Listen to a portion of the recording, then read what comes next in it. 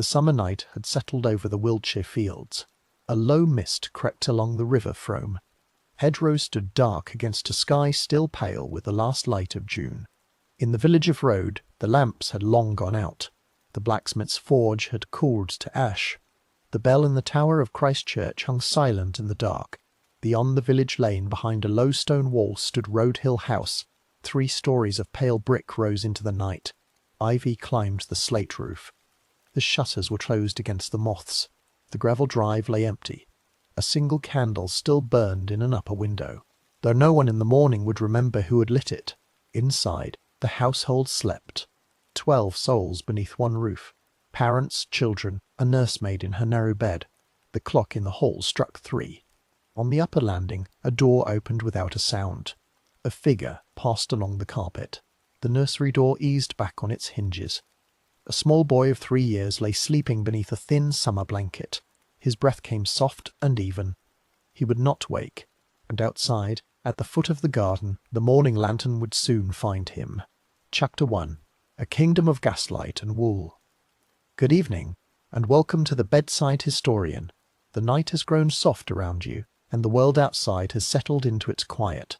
Wherever you happen to be listening from this evening, a flat in the city with the curtains drawn against the dark, a country house with the wind against the glass, a small room with one warm lamp burning beside the bed. The channel hopes that you will let your breathing slow with the gentle rhythm of these old words.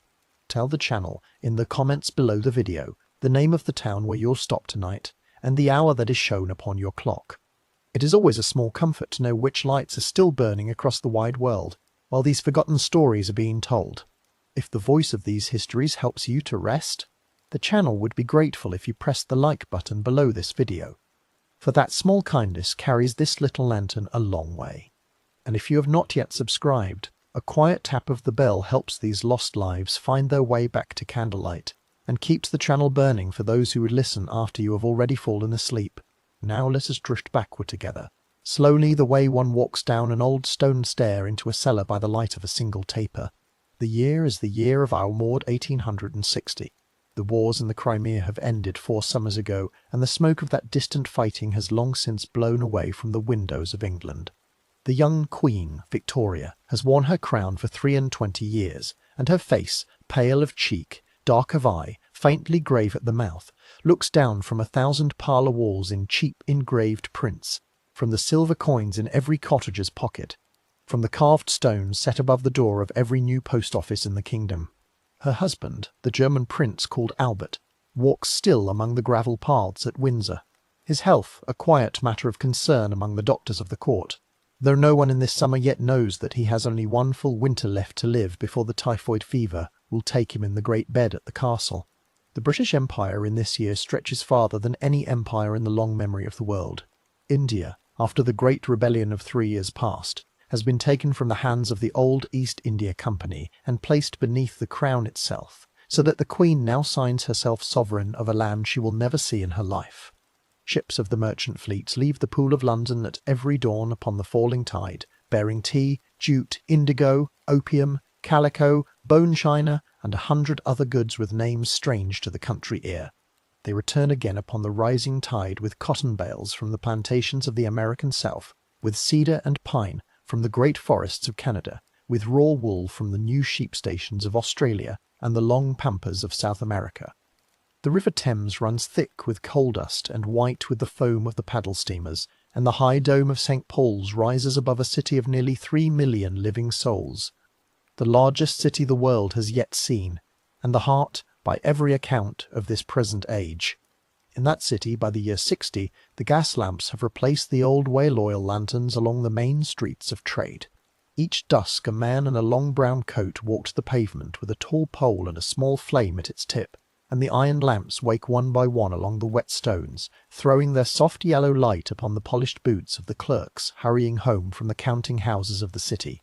The great stink of 2 summers past, when the river ran so foul in the hot weather that the windows of Parliament had to be hung with sheets soaked in chloride of lime, has at last driven the engineers to plan their deep new sewers beneath the streets.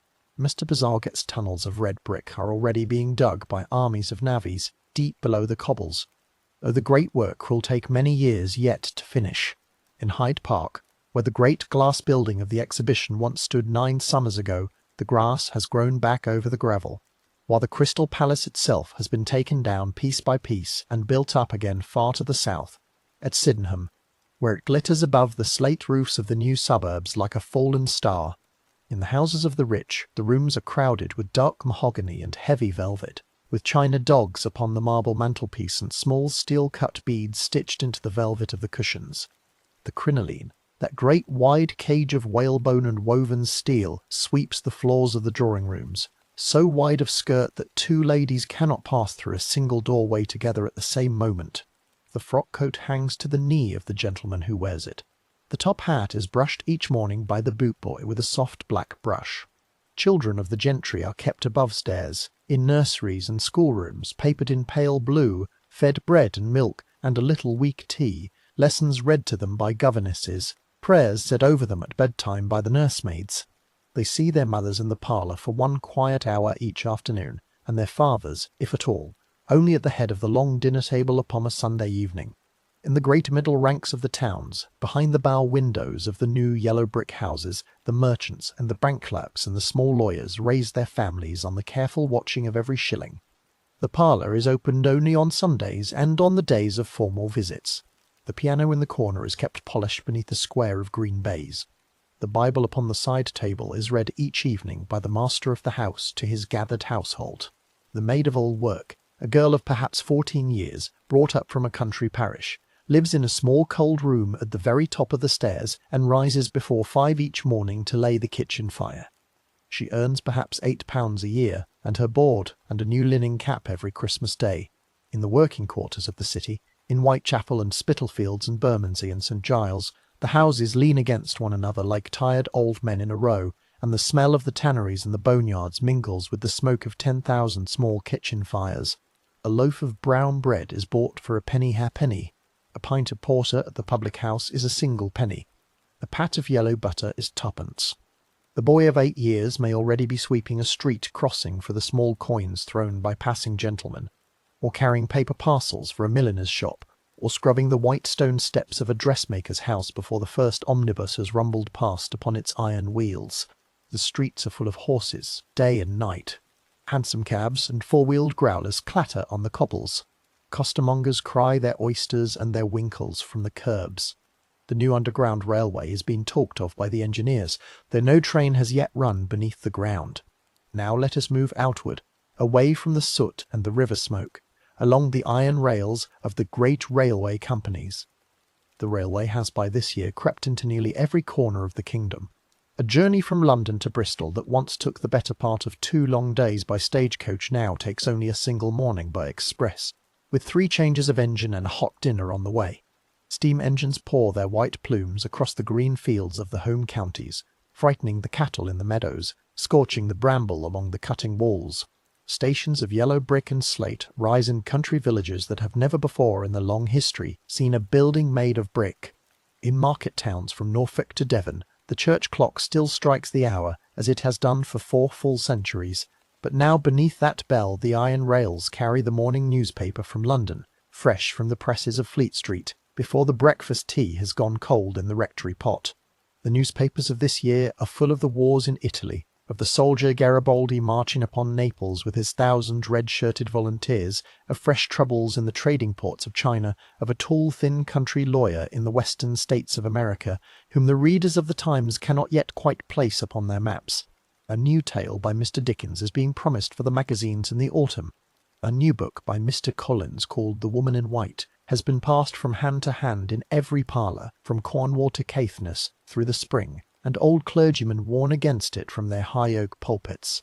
And the natural philosopher, Mr. Darwin, of his quiet village in Kent, has published The Autumn before a strange, dark volume on the origin of the species, which has set the bishops and the men of science quarrelling at great length in the long letters columns of every paper in the kingdom. The Church of England, though, still rules the Sundays of England with a soft but unbroken hand.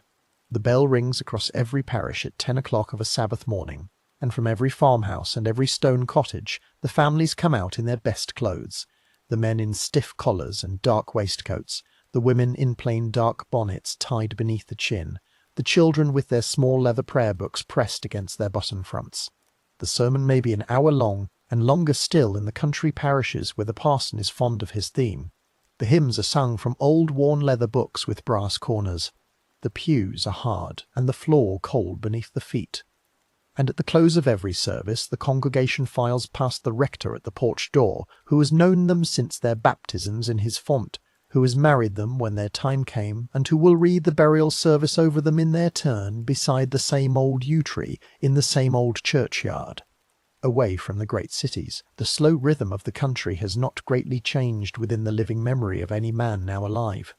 In the wool counties of the west, in Gloucester and Wiltshire and Somerset and Dorset, the sheep still drift across the white chalk downs as they have done since the first Saxon plough turned the earth above them. The shepherds wear long smocks of pale linen, embroidered at the chest in patterns of leaf and lozenge that mark the parish a man was born to. The wool is sheared in the late spring, washed in the cold streams, carded and spun in the cottages by the good wives in the evenings, and carried in great wagons to the cloth mills set along the valleys of the Frome and the Avon. Those mills, three-storied buildings of pale Bath stone, set among willow trees and slow-turning water-wheels, turn out the fine broadcloth for which the West Country has been known across the courts of Europe for 200 years. Their owners are gentlemen now, with reserved pews near the chancel of the parish church, with pillared stone houses upon the high ground above their works, and carriages with brass lamps that take them down into the valley each morning. The farm labourer of these counties earns somewhere between 8 and 10 shillings a week, with a small thatched cottage thrown into the bargain, and a narrow strip of garden for his potatoes and his onions. His wife may take in piecework, a glove to be sewn for a bath shop, a shirt to be made up for a draper in Frome, a length of pillow lace to be tatted by tallow candlelight, for a few coppers more upon the weekly count. Their food is plain and the same the year through: a loaf of brown bread, a piece of cheese, a rasher of bacon, a cabbage from the garden, a mug of small ale brewed at home, a piece of beef perhaps once in the week if the harvest has been good, and the master generous. They sleep 3 or 4 to a single bed beneath the low thatched eaves. They died often of fevers in the spring and consumption in the slow winter, of the long wasting that the country doctors cannot put an end to. The graveyard around the parish church is full of small soft stones for the children who did not reach their 5th year of life. Above these labouring families sit the village shopkeepers and the small tradesmen, the smith at his black forge, the wheelwright in his open shed, the cobbler at his low window, the baker before his hot ovens, the village schoolmaster with his cane and his slate. Above them stand the farmers who hold a few hundred acres of their own land. Above them again stand the country gentry of the great houses, who hold 1,000 acres or more, and who pay the tithes that keep the parson in his comfortable stone rectory beside the church. The whole order of the village is laid out as plain as the pews of the church upon a Sunday morning. The squire's pew is at the front, beside the chancel rail. The labourer's pew is at the very back of the nave, behind the font, and every soul in the parish knows the place that has been kept for them since they were christened over the same old stone basin. It is into one of these west country villages, on the green border between Wiltshire and Somerset, that the lantern of this story now turns. The high road from Bath winds south through the chalk hills, past hayricks already standing tall in the late June fields, past the slow brown water of the river Frome moving quietly beneath its weathered stone bridges. The hedgerows are heavy in this season, with the white elder blossom and the small pink stars of hawthorn. The bees are loud in the lime trees of the lanes. A gentleman in a tall hat, riding a quiet brown horse along that road on a summer's afternoon, would pass through a dozen such villages between Bath and Frome, and would scarcely think to remember any one of them by name afterwards. They are sleepy. The mortar between their old stones is older than the memory of any man living in them. To the traveller passing through they are the very picture of an England that believes itself eternal beneath the watchful eye of its God. But on that green border between Wiltshire and Somerset, upon a slight rise above the slow river, stands the small village in which this slow story will at last gather to itself. Its name is written in the old parish books, sometimes Road, sometimes Road, sometimes Road. And in the summer of this year, the year of our Lord 1860, behind a low stone wall at the southern edge of that quiet village, the lamps will go out a little earlier than usual upon one warm Friday evening, and a household of 12 souls will lie down to their beds, and the bell of Christ Church will not ring for the small soul that will leave the world before the bell can ring for matins on the Saturday morning. For now, let the great kingdom rest. The gas lamp will burn its long yellow line down the wet streets of London until dawn. In its shed beside the silver tracks, the steam train sleeps with its boiler cold. The bishop closes his great leather book beside a low candle, and the empire turns slowly upon its slow axis, dreaming the long dream of a century that believes itself the greatest of all the centuries that have come before. The candle by your bedside is steady. The fire upon the hearth has burned low. And history, gentle and unhurried, opens its first quiet page. Chapter 2. The village beyond the Frome. The high road from Bath, having climbed the long chalk slope south of the city, drops at last into a green valley where the river Frome winds slowly between its low banks. The hills upon either side are gentle, layered with pasture and with small woods of beech and oak.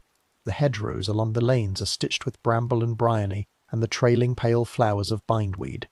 In the slow brown water of the Frome, the trout hold themselves still beneath the overhanging willows, while now and then a kingfisher passes from bank to bank in a quick blue line. A grey heron stands knee-deep in the shallows by the old stone bridge, its head sunk between its grey shoulders, its yellow eye watching for the small dark fish that drift below. This is the country of the West Country broadcloth, the country of looms and shuttles and the long history of English wool. The river Frome has been the working artery of these hills since the time of the Saxons and before. Its slow current has turned the water-wheels of a dozen mills along the valley, washed the raw fleece for 10 generations of clothiers, carried away the dye-water of madder and indigo, and wove in long brown stains that the village children used to mark the seasons by. Along its banks stand the old fulling mills, the dyeing sheds, the racks where the wet cloth was once stretched in the open air upon great wooden tenter-frames, before the new mechanical drying houses came in. The Frome has flooded its meadows in winter and shrunk to a brown line in the late summer, but it has never failed entirely, even in the driest of years that men can remember. It is in this valley, on the border between Wiltshire and Somerset, that the village of Rhodes sits upon a low rise above the river. Travellers coming south from Bath upon the high road first see the village as a cluster of pale grey roofs among the trees, the square tower of its church rising clean above the smoke of cottage chimneys. The road dips at the last, crosses a small stone bridge over a tributary brook, and enters the village along the main street, which the older people of the parish still calls simply Church Street. A few small shops face the street. A chandler's, a draper's, a baker's, a public house called the George, with a black painted sign creaking gently above its door upon 2 iron rings. The houses of Rhodes are mostly built of the pale yellow stone that men call Bath stone, quarried from the long ridges of oolite to the north. Their roofs are of grey slate or red tile. Their windows are set in plain stone surrounds. Their doorways are low, and one must stoop to pass beneath them. Most of the cottages are small, with 2 rooms below and 2 above. The slightly larger ones, where the master weavers and the small tenant farmers live, may have a 3rd room at the back for a kitchen and a separate scullery for the washing. The walls are thick. The fires within are small. The windows are kept close-shuttered in the long winters and thrown open in the warm summer evenings, when the smell of new-mown hay drifts in from the fields beyond, and the chimes of the bell wander across the air. Christ Church stands at the heart of the village, on a small green sloping gently up from the main street. It is not an ancient church, as country churches in the West Country go. It was built only 36 years before the summer of this story, in the year 1824, of pale yellow stone, with a square west tower and a slate spire. Within, the pews are of plain oak, varnished black with the long handling of time. The pulpit is set high upon a stone column, reached by a curving stair of 6 steps. The east window holds a small panel of coloured glass that scatters red and blue patches upon the chancel floor when the sun comes through it of a Sunday morning. The font is of pale grey stone with a wooden cover. The 10 Commandments are painted in faded gold letters upon 2 blackboards set above the altar. The rector of this parish in this summer of the year 60 is the Reverend Edward Peacock, an elderly clergyman of mild manners and slow speech, who has held the living for some years and means to hold it to the end of his days. He knows every soul in the village by name. He baptizes them in their 1st month, hears their catechism in their 10th year, marries them in their 25th, christens their first children, attends their sick beds, and reads the burial service over them at the last beside the same old yew tree in the same old churchyard. His sermons are gentle. His handwriting in the parish register is small and careful. his wife keeps geese upon the lawn of the vicarage. His daughter, a quiet young woman of perhaps 24, teaches the Sunday school in the south aisle of the church after the morning service. Around the church, the parish lies out in its old shape. The vicarage stands beside the churchyard, set behind a low hedge of clipped yew.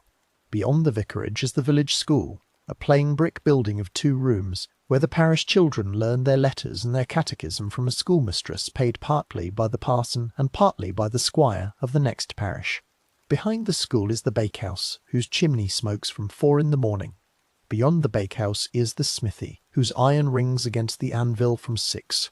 And beyond the smithy, set back among its own elder bushes, stands the small low building of the parish pound, where stray sheep are kept until their owners may come and claim them for the small fee of 4d. a head. The mill of road, called by the village simply the cloth mill, stands a little to the north, by the river. It is a 4-storied building of dressed yellow stone, with long rows of tall narrow windows and a brick chimney that sends up a thin column of grey smoke from before dawn until after dusk. The mill spins worsted yarn, weaves narrow broadcloth, and dyes the finished bolts for shipping by waggon to the warehouses of Bristol, and from there to the markets of London and the world. 300 souls work within its walls. The bell upon its roof rings at 6 in the morning to call them in, and at 6 at evening to send them home. A thin line of figures may be seen each dusk, walking from the mill gates back along the river path toward the cottages of the village. The women, with their shawls drawn up against the chill of the water. The children running ahead among the long grass. The men coming on more slowly with their tin lunch boxes under their arms, and the dust of the carding shed still upon their dark hair. These mill workers earn between 9 shillings and 15 shillings a week, depending upon their skill and the steadiness of their hands. Their houses are clustered along the lanes that run down toward the river. Mill Lane, Marsh Lane, Higher Mead. Their windows are small. Their gardens are narrow. Their cabbages and onions grow in straight rows beside the wash line, strung between 2 iron posts. A pig may be kept in a sty at the back of the garden, fattened upon kitchen scraps through the warm spring and the long hot summer. Killed at the start of November when the first frost has come, salted down in a great brown crock with bay leaves and juniper, and hung from the smoke-blackened beams of the kitchen for the slow winter to come. Beyond the cottages of the mill workers, on a slight rise of ground of the southern edge of the village, the road turns past a low stone wall topped with iron palings painted black. Behind that wall, set within its own grounds, stands the house in which this slow story will at last gather to itself. It is called Road Hill House. It has stood upon that rise for a little under 100 years. It was built in the late 1780s by a Bath gentleman of moderate means as a country retreat. A modest country pile of 3 stories, faced in pale Bath stone, with 5 tall sash windows across each upper floor and a stone porch above its front door. The roof above is of grey slate. 6 chimneys of pale brick rise from its 4 corners. The shutters of its lower windows have been painted dark green. Those of the upper windows match them. The front door is of panelled oak, fitted with a brass knocker shaped like a small lion's head. The drive of the house is of pale gravel, kept raked smooth by the gardener every Monday morning. It curves from the iron gates upon the lane up to the stone porch, then continues round to the stable yard at the side. To the right of the drive, as one approaches the house, lies a lawn of close-cropped grass with an old cedar tree standing at its centre, beneath whose dark spreading branches a stone bench has been set for the ladies of the house to sit upon in the warm weather. To the left of the drive, behind a hedge of clipped yew, lies the kitchen garden, with its straight beds of carrots and parsnips and broad beans, its small lean-to greenhouse against the south wall where the gardener brings on his early lettuces, and its long rows of currant and gooseberry bushes laid out beside the path. Behind the house, beyond the back door and the scullery, the ground falls a little toward the river. Here the grounds open into a wide back lawn, edged on 3 sides by a thick belt of trees and shrubbery, laurels, rhododendrons, hollies, a few old yews bent low by long winters. A gravel path winds through this shrubbery, doubling back upon itself, leading at last to a small wooden door set into the high garden wall, beyond which the meadow falls away toward the river. And at the far end of the shrubbery, half hidden among the dark glossy laurel leaves, stands a small detached privy of brick, built for the use of the servants and the younger children of the house, with a low slated roof and a heavy wooden door that swings upon iron hinges. Within the privy is a deep stone vault, used in the old country fashion, dark and cool even on the warmest summer day. The wooden seat is worn smooth by long use. The walls within are lime-washed against the damp. The door, when closed, holds the dark close in. Inside the house itself, the rooms are laid out in the manner of the late Georgian country gentleman. The front door opens into a stone-floored hall, paved with grey flags, with a tall long case clock against the wall, and a small black iron stove kept for warmth in the winter months. To the right of the hall is the dining room, with its dark mahogany table and 12 matching chairs, its sideboard of polished oak, and 3 engraved prints of country scenes hung above the chimney-piece. To the left of the hall is the drawing-room, with its piano in the corner under a square of green baize, its small library of leather-bound books in a glazed case, its sofa upholstered in dark green velvet, and 3 deep armchairs gathered about the marble fireplace. Behind the drawing-room is the master's study, a smaller room with a heavy oak desk, 2 tall bookshelves crowded with bound copies of the factory reports of past years, and a small framed engraving of the Queen above the chimney-piece. The staircase rises from the hall in a long, graceful curve, with a polished mahogany handrail. On the first floor lie the bedrooms of the master and the mistress of the house, the dressing-rooms, the linen cupboards, and a small upstairs sitting-room used by the mistress in the daytime for her sewing and her letter-writing. On the second floor, beneath the slate roof, are the smaller bedrooms, the nurseries, the rooms of the older daughters, the rooms of the servants. Each upper room is plainly furnished. An iron bedstead with a thin straw mattress beneath a heavier feather. 1. A washstand of pine with a china basin and ewer painted in blue flowers, a chest of drawers, a small mirror, a single chair beside the bed. The walls are papered in pale stripes or in soft small patterns of flowers. The curtains are of plain dimity cloth. The candlesticks beside the beds are of brass. This is the house. It is not a great mansion of the kind that the squires of the next county keep. It is not a poor cottage of the kind in which the mill workers raise their families. It is the kind of solid, comfortable country residence in which the better sort of country gentleman of these years passes his days, sleeps, dines, prays, raises his children, conducts his small affairs of business and parish. From the outside, it is a quiet building, indistinguishable from 100 other such houses set between Bath and Frome. The smoke from its kitchen chimney rises faithfully every morning. The lamps glow soft in its lower windows every evening at the closing of the day. The servants pass between the house and the privy along the gravel path through the shrubbery. The children play upon the back lawn beneath the cedar tree in their pinafores and short trousers. The master rides out at 9 each weekday morning upon his work. The mistress walks in the kitchen garden at 11, picking the herbs for the day's dinner. The older daughters sit at their needlework in the drawing-room. The younger children take their lessons in the schoolroom at the top of the stairs. To anyone passing along the lane, behind its low stone wall and its iron palings, Road Hill House looks like one of the most settled and respectable houses in the parish. The villagers tip their hats to its master when he rides through the village to the railway station at Trowbridge. The shopkeepers know the names of the cook and the housemaids, and put aside the best cuts of meat for them. The rector calls upon the family once a month for tea. The doctor comes when one of the children has a cough. The newspapers from Bath are delivered to the front door at 8 each morning by a boy upon a donkey. The post is brought up from the village post office at noon. At 7 the candles are lit. By 9 the shutters are drawn. At 10 the household gathers for its evening prayers in the dining room, the family standing in a long line behind the master, the servants standing behind the family, the Bible open upon the small lectern. By 10:30 the lamps are out throughout the house, except for the one candle that the nursemaid carries up to her room at the top of the back stairs. Chapter 3. The house of 2 wives. The master of Road Hill House in this summer of 1860 was Mr. Samuel Saville Kent. He was a heavy, dark-bearded gentleman of 59 years, with a broad chest, a slow, careful manner of speech, and the steady, deliberate movements of a man who had spent the better part of his working life in rooms where careful attention was required. He had been born in the city of London at the very turn of the century, the only son of a carpet manufacturer of Clerkenwell, whose business had once been comfortable, but had been brought low by the long uncertainties of the trade in the years after the French wars.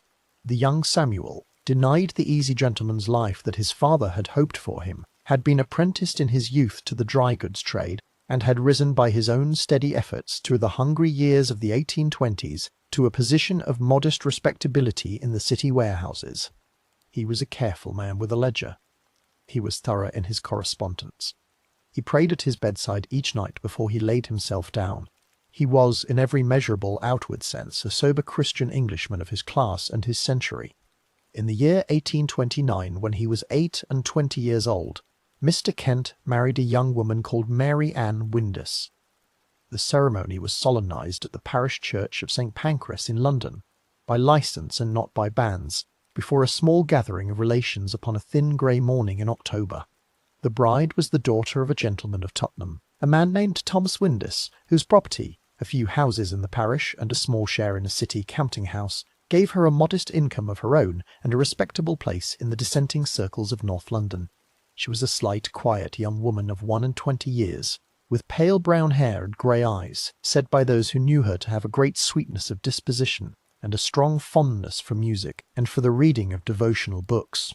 She was a year older than her bridegroom.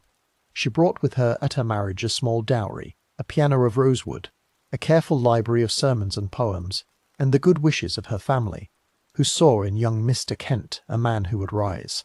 The early years of that marriage were marked by the long quiet sadness that struck so many young households of this century, the slow attrition of children at the breast and in the cradle.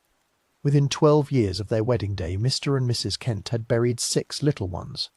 2 had died at birth or within the first month of life. 3 had been carried off by the summer fevers of teething. One small boy, Edward, named after his maternal grandfather, had reached the age of nearly 4 years before the slow wasting of childhood consumption took him in the spring of 1807 and 30. The little graves were set behind the various churches of the various parishes through which Mr. Kent's work had carried the family.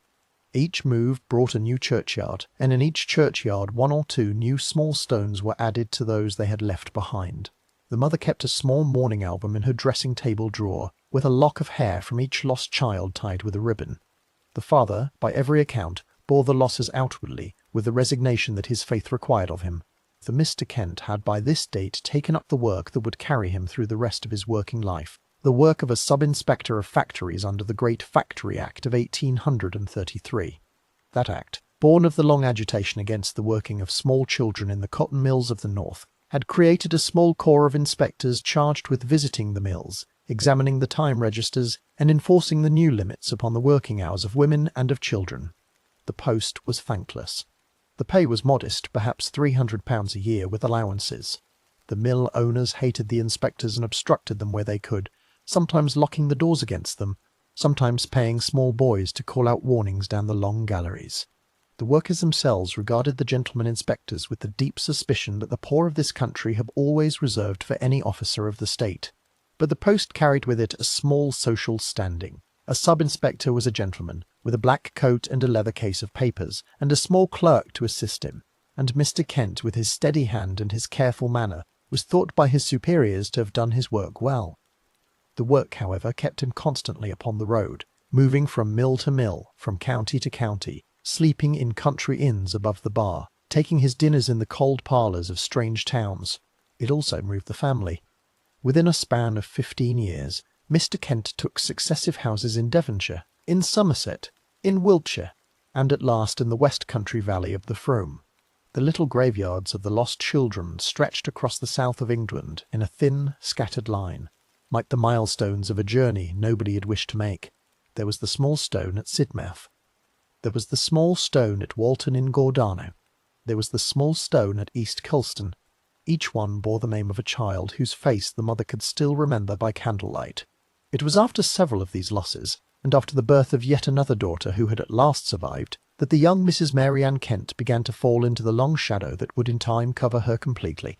The medical men of the day, who knew very little of the workings of the female mind in such conditions, called what they saw puerperal mania, the madness, as they understood it, that came upon some young mothers after childbirth and would not lift again. Mrs. Kent grew strange in her speech.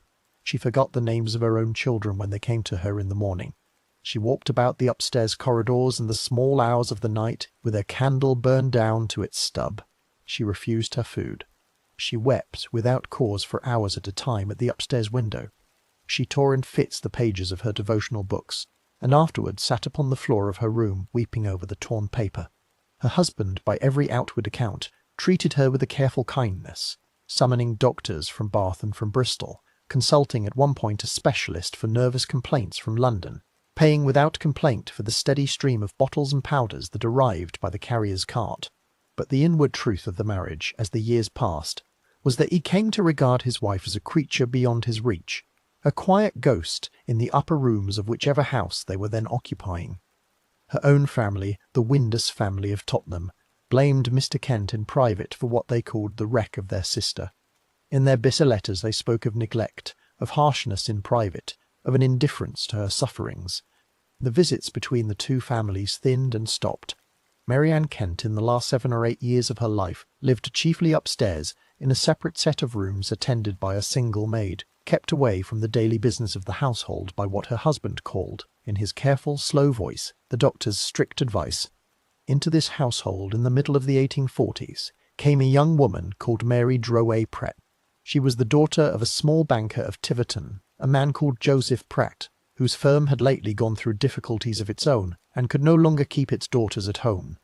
The young Mary, having received the careful education of a country gentlewoman of her station, French, drawing, the piano, a little Italian, a smattering of history, had been sent out into the world to earn her bread as a governess. She was a tall, fair-haired young woman of about 25 years, with a calm composure, a soft musical voice, and the cool, watchful manner of one who had learned early to manage the small kingdoms of other people's nurseries. She had been recommended to Mr. Kent by a mutual acquaintance in London. She came into the house at Sidmouth, that was where the family were then living, to take charge of the schoolroom of the children that remained. The position of the governess in such a household was always a strange and uncertain one. She was not of the family. She was not of the servants. She ate alone in the schoolroom with the children, served by the housemaid upon a tray. She walked alone in the gardens at the appointed hour after the children had gone to bed. She was paid perhaps £30 a year. She was expected to teach French, drawing, the piano, plain sewing, a little history, and the catechism. She was expected to keep her own dress neat upon a very small allowance, to keep her own conduct beyond reproach, to attend the parish church each Sunday with the children walking in a line behind her, and above all to be invisible whenever the master and mistress of the house should have callers in the drawing-room. It was a position of cultivated, polite loneliness, and Miss Pratt, by all early accounts, performed it with quiet competence for the first years of her time at Sidmouth. But the master of the house by this period was a man much alone. His wife was upstairs in her shadowed rooms. His work carried him out at all hours upon the railways. The young governess, calm and capable, was a daily presence in the schoolroom, the transition from a respected dependent into something else, a confidant in the long evenings, then a companion, at last an intimate, was, as the village whispered when it later learned of it, not a sudden thing. It was the slow drift of two lonely people in a quiet country house, where the upper rooms were silent and the schoolroom warm, and the long evenings were lit by the same small oil lamps. By the late 1840s, the affair between Mr. Kent and Miss Pratt was already a fact within the household, known to the older children, known to the servants in the kitchen, known even, perhaps in some dim-shuttered way, to the woman upstairs. In the spring of 1852, Mary Ann Kent, the first wife, died at last in her bed in the upper room of the Kent house at East Coulston in Wiltshire, with the long quiet that had covered her for so many years closing finally over her face. She was 48 years old. She was buried in the parish churchyard of East Coulston. The small stone over her grave was inscribed only with her name, the dates of her birth and her dying, and a brief verse from the Psalms. He giveth his beloved sleep. Her funeral was attended by her husband, by such of the children as were old enough to walk behind the coffin, by 2 or 3 of the Windus family who had travelled down from London for the occasion in their black coats, and by the rector of the parish in his white surplice. The governess, Miss Pratt, did not attend the funeral. 15 months later, in August of 1853, the second marriage took place. Mr. Kent and Miss Pratt were married in the small parish church of Lewisham, far to the east of London, well away from the west country villages where the first marriage was still remembered upon every tongue. The ceremony was very quiet. Few attended.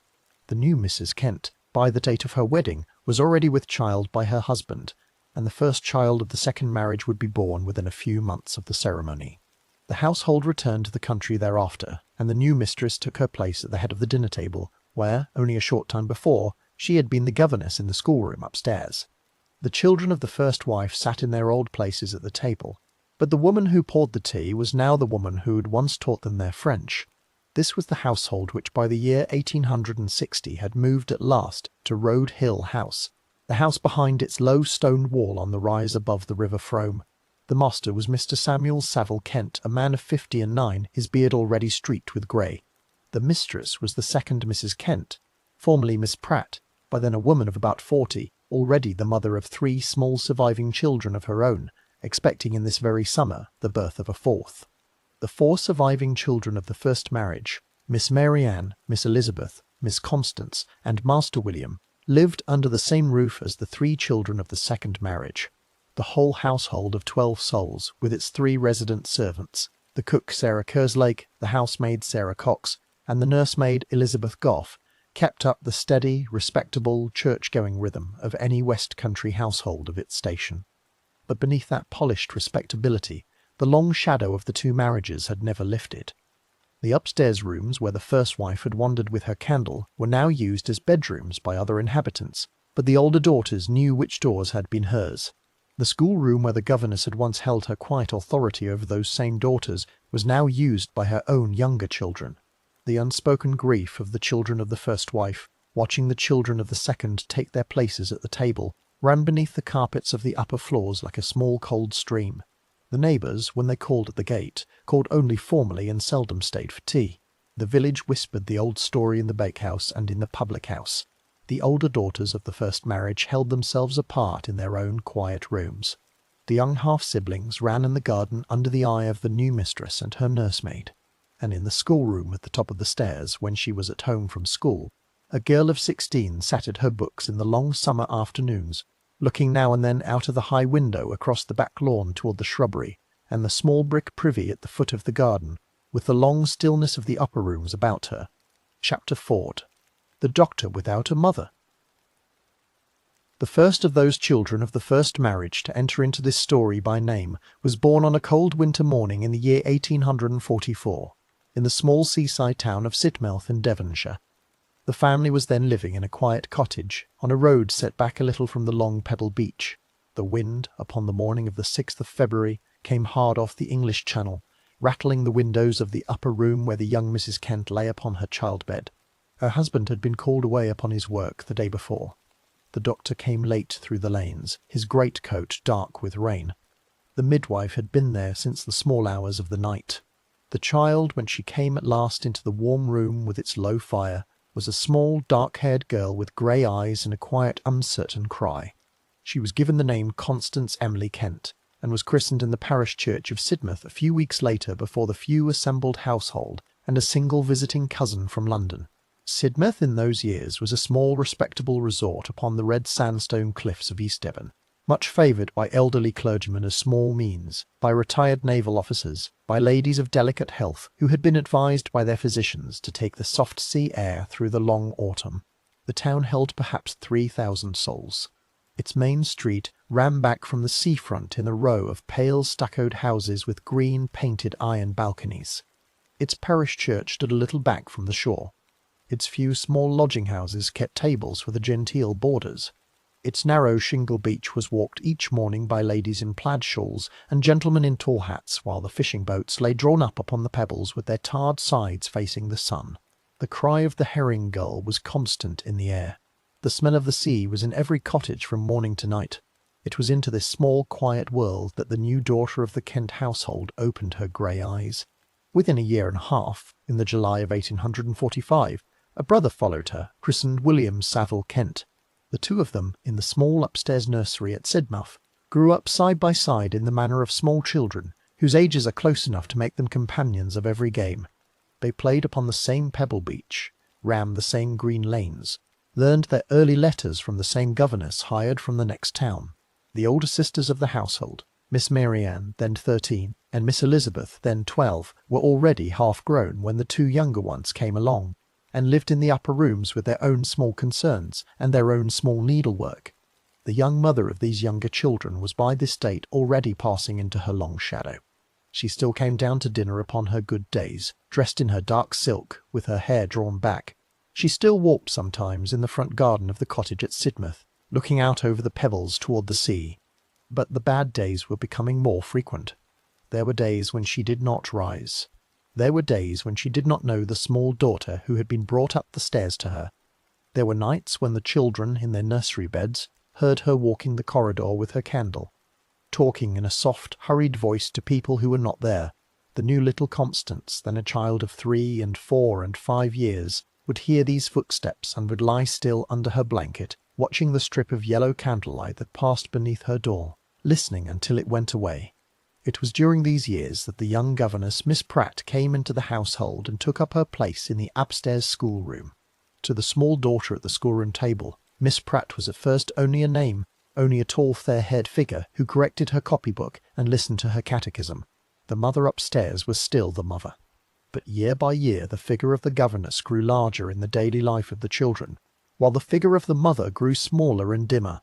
By the time the family moved from Sidmouth, the children spent the greater part of their day in the schoolroom with Miss Pratt. By the time they moved again, the children's mother had become a thin, pale presence behind a closed bedroom door. In the spring of the year 52, when the small daughter Constance had just turned 8 years old, that closed bedroom door at last did not open again. The mother who had been growing dim for so many years was dead at last. The children were dressed in black morning frocks and small black bonnets. They walked behind the coffin to the parish church of East Coulston in Wiltshire, where the family was then living. They stood in the cold wind at the graveside while the rector read the words of the burial service. They threw small handfuls of earth into the open grave. They returned to the house with their black gloves tightly in their hands. The older sisters wept quietly. The brother William, then 6 years old, did not understand. The daughter of 8, whose name carried no weight in the parish, stood beside the new mound of clay and said nothing. Within a year and 3 months of the funeral at East Coulston, the new marriage took place at Lewisham. The household returned to the country thereafter as a remade household, with the old governess now seated at the head of the dinner table where the dead mother had once sat. The children of the first marriage had been instructed by their father to address their new stepmother as Mamma. They did so in his presence, in clear, obedient voices. In their own rooms above the stairs, in the cold of the night, in the whispers between the elder sister and the younger, they did not always do so.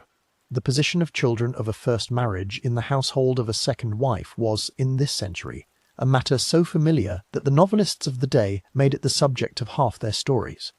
The new mistress had her own children to bear, her own children to bring up, her own children to favour at the dinner table and in the new pinafores brought from the dressmaker at Bath. The children of the first wife had no mother to plead for them in the upper rooms. They were tolerated. They were dressed. They were given their meals and their lessons. But the small daily affections of a household, the small turning of the head when one of them came into the room, the small touching of the shoulder as one passed behind the chair, these were given more often to the new children than to the old.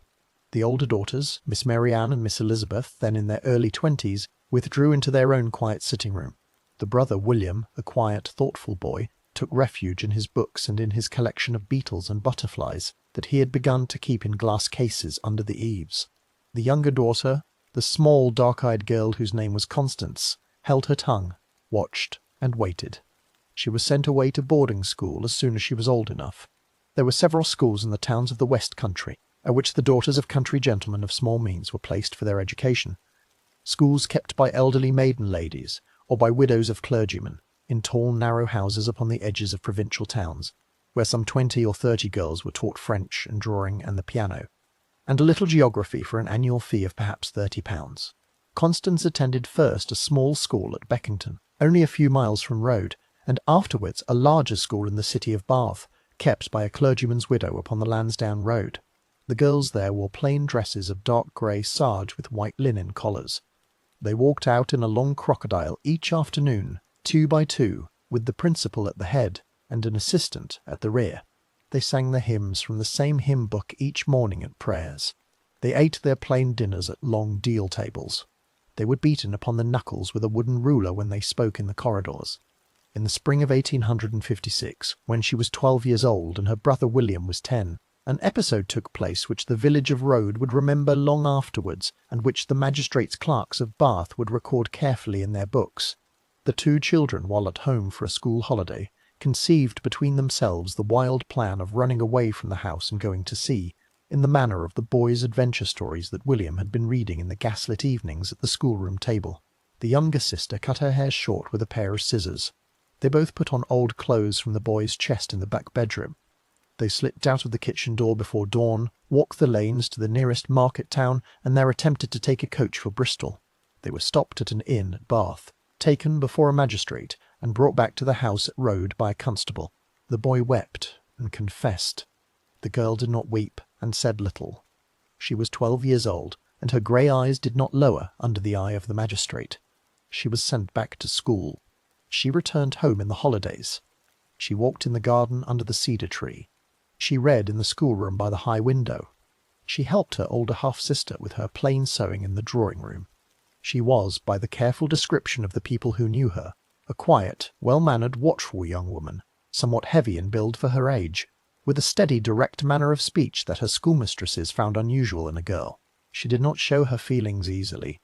She had no close friend at school. The other girls thought her strange. By the summer of 1860 she was 16 years and 4 months old. She had returned from the school at Bath at the end of the summer term in early July. The household of Road Hill House had absorbed her homecoming in its usual quiet way. A place laid at the table, a clean dress hung in her bedroom cupboard at the top of the back stairs, the same schoolroom books still upon the same schoolroom shelves. The new little half-siblings, the eldest girl of 5, the small boy of 3, the toddler of nearly 2, ran about the back lawn in their pinafores, and were petted by the new mistress and her nursemaid. The older half-sisters worked at their needlework. The father went out daily upon his factory work. The mother of the second family rested in the upstairs sitting-room as her own time of confinement drew near. The girl of 16, with her hair drawn back into a plain knot and her grey eyes resting upon the window of the schoolroom, kept her place in the household with the same quiet manners she had kept since the day her own mother had been buried at East Colston. The long summer evenings stretched out. The cedar tree threw its shadow upon the back lawn.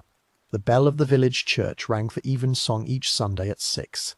And the small brown brick privy at the foot of the garden, half hidden among the dark laurel leaves, stood silent through the warm afternoons of late June, with its heavy door swinging gently upon its iron hinges in the small breezes from the river. Chapter 5. The night the nursery was still. The 29th of June in that year fell upon a Friday. The day had been warm from its first light, with a soft south wind moving across the chalk hills, and a thin haze upon the river by mid-morning. The villagers had spoken in the bakehouse of how the long fair weather would surely break before the next Sabbath came round. The mill bell had rung at 6. The cottages had emptied. The lanes had filled briefly with the figures of the working people setting out for their day, and then had emptied again, leaving only the soft white dust of the road and the slow shadow of the church tower moving across the green.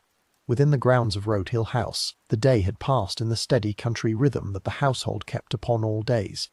The cook had begun her ranges before 5. The housemaid had black-leaded the kitchen stove and laid the dining-room fire by 6. The nursemaid had risen at 5:30 and brought down the older nursery children to their breakfast by 7. The master of the house had breakfasted at his usual hour of 8 upon coffee and a single egg, had read through his small bundle of post, and had taken his usual ride upon his quiet bay horse before returning to his study at 10. The mistress of the house, in the slow, heavy condition of her late pregnancy, had not come down to breakfast that morning, but had taken her tea in her upstairs sitting-room above the drawing-room, looking out through the half-open shutters across the long lawn toward the cedar tree. The afternoon had been quiet. The older half-sisters, Miss Mary Ann and Miss Elizabeth, had taken a slow walk together along the river-bank under their parasols. The brother of 15, Master William, had been at his beetles in the back garden with his small green net and his pinning board. The young half-siblings, the eldest girl of 5 and the small boy of 3 and the toddler of nearly 2, had played upon the back lawn beneath the great cedar tree, watched over by the nursemaid Elizabeth Gough in her plain dark dress.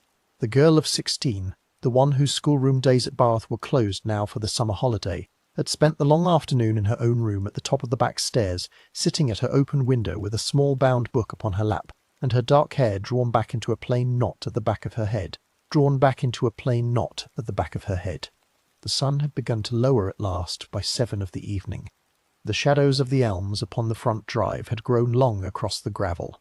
The smoke from the kitchen chimney rose straight and pale in the still warm air. The dinner bell was rung at the dining-room door at 7:30, in the old country fashion, and the family came down to take their places. The master at the head of the table, the mistress with her hand resting briefly upon her side as she walked, at the foot, the two older half-sisters upon the one side, the brother upon the other side, the girl of 16 between them.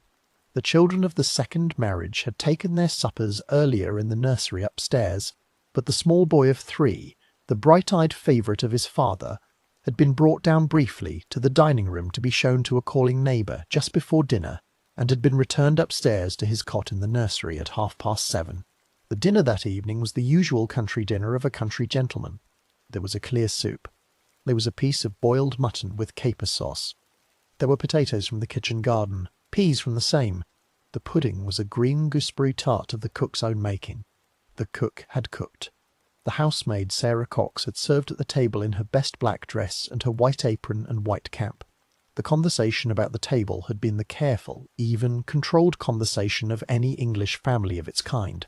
The master had spoken briefly of a tour he must make in the following week to the mills at Trowbridge and Bradford-on-Avon. The mistress had spoken of a letter received that afternoon from her own sister. The brother had spoken of a fine specimen of beetle he had taken in the back lane that afternoon. The older half-sisters had spoken of the new music brought up by the carrier from Bath. The girl of 16 had spoken almost not at all, but had eaten her dinner in her quiet, steady way, and had answered politely when her father had addressed her by name. By 8:30 the family had risen from the table. The mistress had gone upstairs to her sitting-room. The older half-sisters and the girl of 16 had passed together into the drawing-room, where one of them had played a little upon the piano, while the others had sat at their needlework about the round mahogany table beneath the oil lamp. The master had retired to his study with the Evening Bath Chronicle that had come up by the noon post. The brother William had gone out for a last walk in the back garden in the long blue dusk, where the bats were already turning above the cedar tree, and the small nightjars were calling from the meadow beyond the wall. Upstairs in the nursery, the nursemaid, Elizabeth Goff, had put the small children to their beds. The eldest girl of 5 was already asleep in her own narrow bed in a separate small bedroom adjoining the upper landing. The toddler of nearly 2 slept in her cradle in the corner of the main nursery, her thumb in her mouth, her cheek pressed against a small white linen pillow.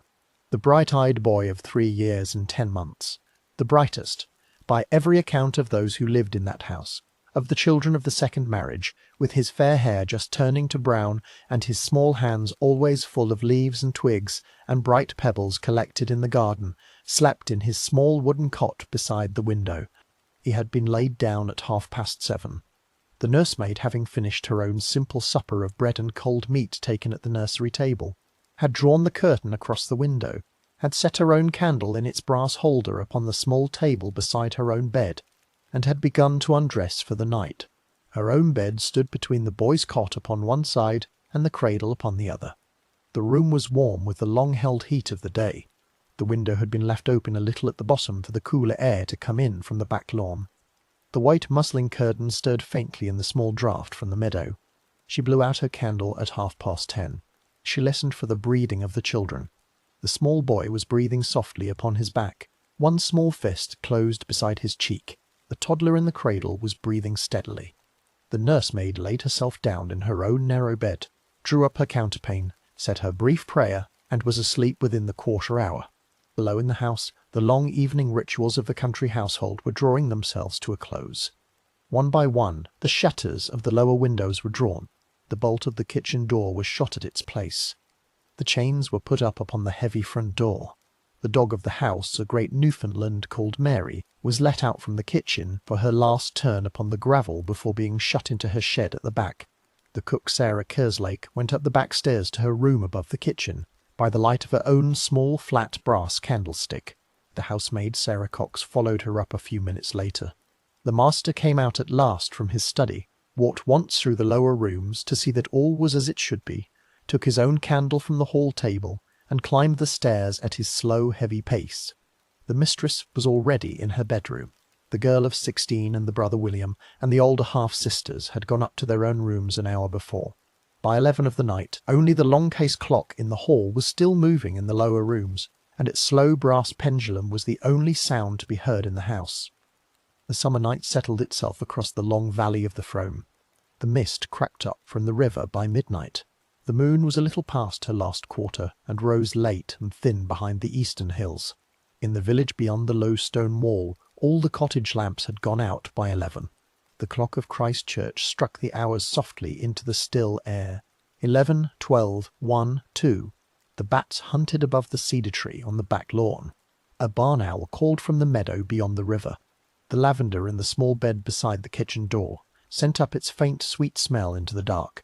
Somewhere upon the kitchen step, the great dog Mary lay with her chin upon her paws, her ears moving slightly at the small noises of the night. But she did not rise, and she did not bark. Within the house, the room slept. The master in his bed upon the first floor. Beside him, the mistress slept upon her pregnant side. The older half-sisters lay in their own quiet bedrooms upon the second floor. The brother William rested in his small room above the kitchen, his beetle cases gathered upon his table. In her own narrow bedroom at the top of the back stairs lay the girl of 16, her plain dress hung upon a single hook against the wall, her grey eyes closed beneath her dark lashes. The nursemaid breathed quietly in the nursery. The cook and the housemaid slept side by side in their attic rooms above, and the 3 small children of the second marriage lay in the rooms set apart for the nursery upon the upper landing. 12 souls beneath one roof, 12 breathings rising and falling, 12 quiet sleepers, none yet aware that the night was not as still as it appeared.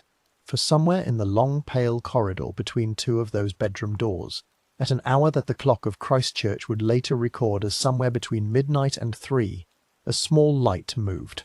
The shadow of a figure passed along the carpeted floor of the upstairs landing. The figure did not speak. The figure did not stumble. It paused at the door of the nursery. The door of the nursery had been left ajar, as the nursemaid kept it always for the air. The figure drew the door open softly upon its old brass hinges. The nursemaid did not wake. The toddler in her cradle did not wake. The small boy in his cot did not wake. The figure stood for a moment in the deeper darkness within the nursery, and listened to the breathing of the sleepers. What passed within that nursery between the figure and the small sleeping boy may now never be known with full certainty. The boy was lifted from his cot in the small blanket in which he lay. He was carried. That much the later evidence of the bloodstains upon the corridor and the back stairs would in time establish. Out of the nursery, down the back stairs, past the door of the kitchen, into the back hall, through one of the lower doors that the household had bolted before bed, out into the dark back garden, along the gravel path through the laurel shrubbery, to the small brick privy half hidden among the dark, glossy leaves at the foot of the garden. The blanket from the cot went with him in the dark. The doors did not creak. The dog Mary, only a few yards distant in her shed at the back, did not bark. The boy was set down upon the wooden seat of the privy, in the deep dark of the country vault below it. The work that was done there was done quickly, and with what dreadful exact knowledge no one has ever satisfactorily explained. A wound was made to the throat. A small bruise was left upon the chest. Beside the body, a small piece of folded newspaper would in the morning be found. The blanket was drawn over the child where he had been laid. The figure walked back through the laurel shrubbery, up the gravel path, in by one of the lower doors of the house, up the back stairs, along the carpeted upstairs landing, into a closed bedroom of the second floor, and was no more seen. The hinges did not creak. The bolts did not draw. The clock in the hall struck 3, and then 4, and then 5. The first thin grey of the dawn began to lift behind the cedar tree upon the back lawn. The mist still hung along the river. The dew lay heavy upon the close-cropped grass. A cock crowed at last from a cottage yard somewhere along Mill Lane. The light grew. The sparrows began their small clatter in the eaves. In the nursery, the nursemaid Elizabeth Goff turned upon her pillow at about 5:30 and opened her eyes. The window was pale grey behind the muslin curtain. The toddler in the cradle was already stirring with her thumb in her mouth. The nursemaid sat up. She looked at the cradle. She looked at her own small clock upon the chest of drawers. She turned her head to the small wooden cot beside the window. The cot was empty. The small blanket was gone. The small white pillow was crumpled where his head had rested. The boy of 3 years and 10 months was not there. The nursemaid sat for a moment quite still upon the edge of her bed. Her first thought, as she would afterwards tell the magistrates in her clear country voice, was that the mistress of the house must have come in through the night for the boy, as the mistress sometimes did with the children of the second marriage when she could not sleep. The nursemaid put on her grey morning dress. She washed her hands at the small basin. She came down the upper landing on her quiet bare feet and tapped gently upon the panel of the master and mistress's bedroom door. For the moment let the candle by your bedside burn quietly. Let the dawn upon the river Frome lift its slow pale mist from the meadows. Let the great cedar tree upon the back lawn stand in its long stillness above the dew. The first bird has sung in the laurel shrubbery. The first thin daylight has reached the closed door of the small brick privy at the foot of the garden. And the small boy of 3 years and 10 months, with his fair hair just turning to brown, and his small hands still and quiet beneath his cot blanket, sleeps now the deep, long sleep from which no morning bell could ever call him again. Chapter 6. The Lantern 8 Dawn. The bedroom door of the master and mistress of the house was opened by Mrs. Kent herself, in her dressing gown of dark blue silk, her fair hair already drawn back, her face pale with the broken sleep of late pregnancy. The nursemaid stood upon the landing in her grey morning dress, with the first thin light of the dawn lying behind her upon the window of the back stairs. She told the mistress, in a low voice and as plainly as she could manage, that the small boy was not in his cot, and that she had supposed at first that the mistress herself had taken him in the night. The mistress, by every later account, did not at first show any great alarm. The children of the nursery were often taken from their cots in the night, for one reason or another, and the small boy in particular, with his quick imagination and his easy frights, was sometimes carried into a parent's bed if a bad dream had taken him in the small hours. She closed the bedroom door behind her quietly. She crossed to the dressing-table. She fetched her own slippers from the corner. She told the nursemaid to go and look in the small bedroom of the elder girl of 5, the half-sister of the missing boy, in case the child had wandered there in the night for company. The nursemaid went away upon her bare feet. The mistress, in her dressing gown, came out at last to the landing and stood looking from the head of the stairs into the long quiet corridor of the upper house, with the first daylight beginning to draw itself in narrow pale lines along the figured carpet. Within the next half hour the small alarm of the household had begun to spread and grow. The cook, Sarah Kerslake, had been called up from the back kitchen. The housemaid, Sarah Cox, had been sent to look in the drawing-room and the dining-room. The master himself had come out at last from his bedroom, fully dressed in his black trousers and his white shirt and his black silk waistcoat, with the careful, slow movement of a man who had not yet allowed himself to believe that anything could be greatly wrong. The brother of 15 was sent down to the back garden to look beneath the cedar tree. The older half-sisters had risen, and were standing upon the upper landing in their dressing gowns, their faces pale, their hands at their lips. The girl of 16 had come quietly out of her own room at the top of the back stairs, her dark hair loose upon her shoulders, her plain morning dress already put on, her grey eyes still and watchful in the early light. The first true note of fear came when the housemaid Sarah Cox, going down the main stairs to the drawing-room, found that the long sash window of the drawing-room, which she herself had bolted shut the night before with her own hands at 9:30, was now thrown open at its lower sash, with the heavy wooden shutters drawn back upon their hinges. It had not been forced. The bolt had been drawn from inside. The window stood open upon the cool, damp air of the morning. A small chair had been left a little nearer to the window than its proper place against the wall, as if someone had stepped upon it to climb out. The housemaid stood for a moment with her hand upon the curtain, her heart suddenly cold inside her dress. Then she shut the window and the shutters again with shaking hands and ran up the front stairs to find her master. The master, when the housemaid had told him in her shaking voice what she had found, did not at once cry out. He turned from her in silence. He went down the front stairs in his slow, heavy way. He took his own hat from the peg in the hall. He went out of the front door, crossed the gravel drive of the house, and walked through the iron gates upon the lane. He set out on foot toward the village, intending to find the parish constable and to send for help to Trowbridge. It was by now nearly 7 o'clock of the warm summer morning. The mill bell had already rung. The first thin smoke was rising from the cottage chimneys along the river. The early sun was already striking yellow upon the spire of Christ Church.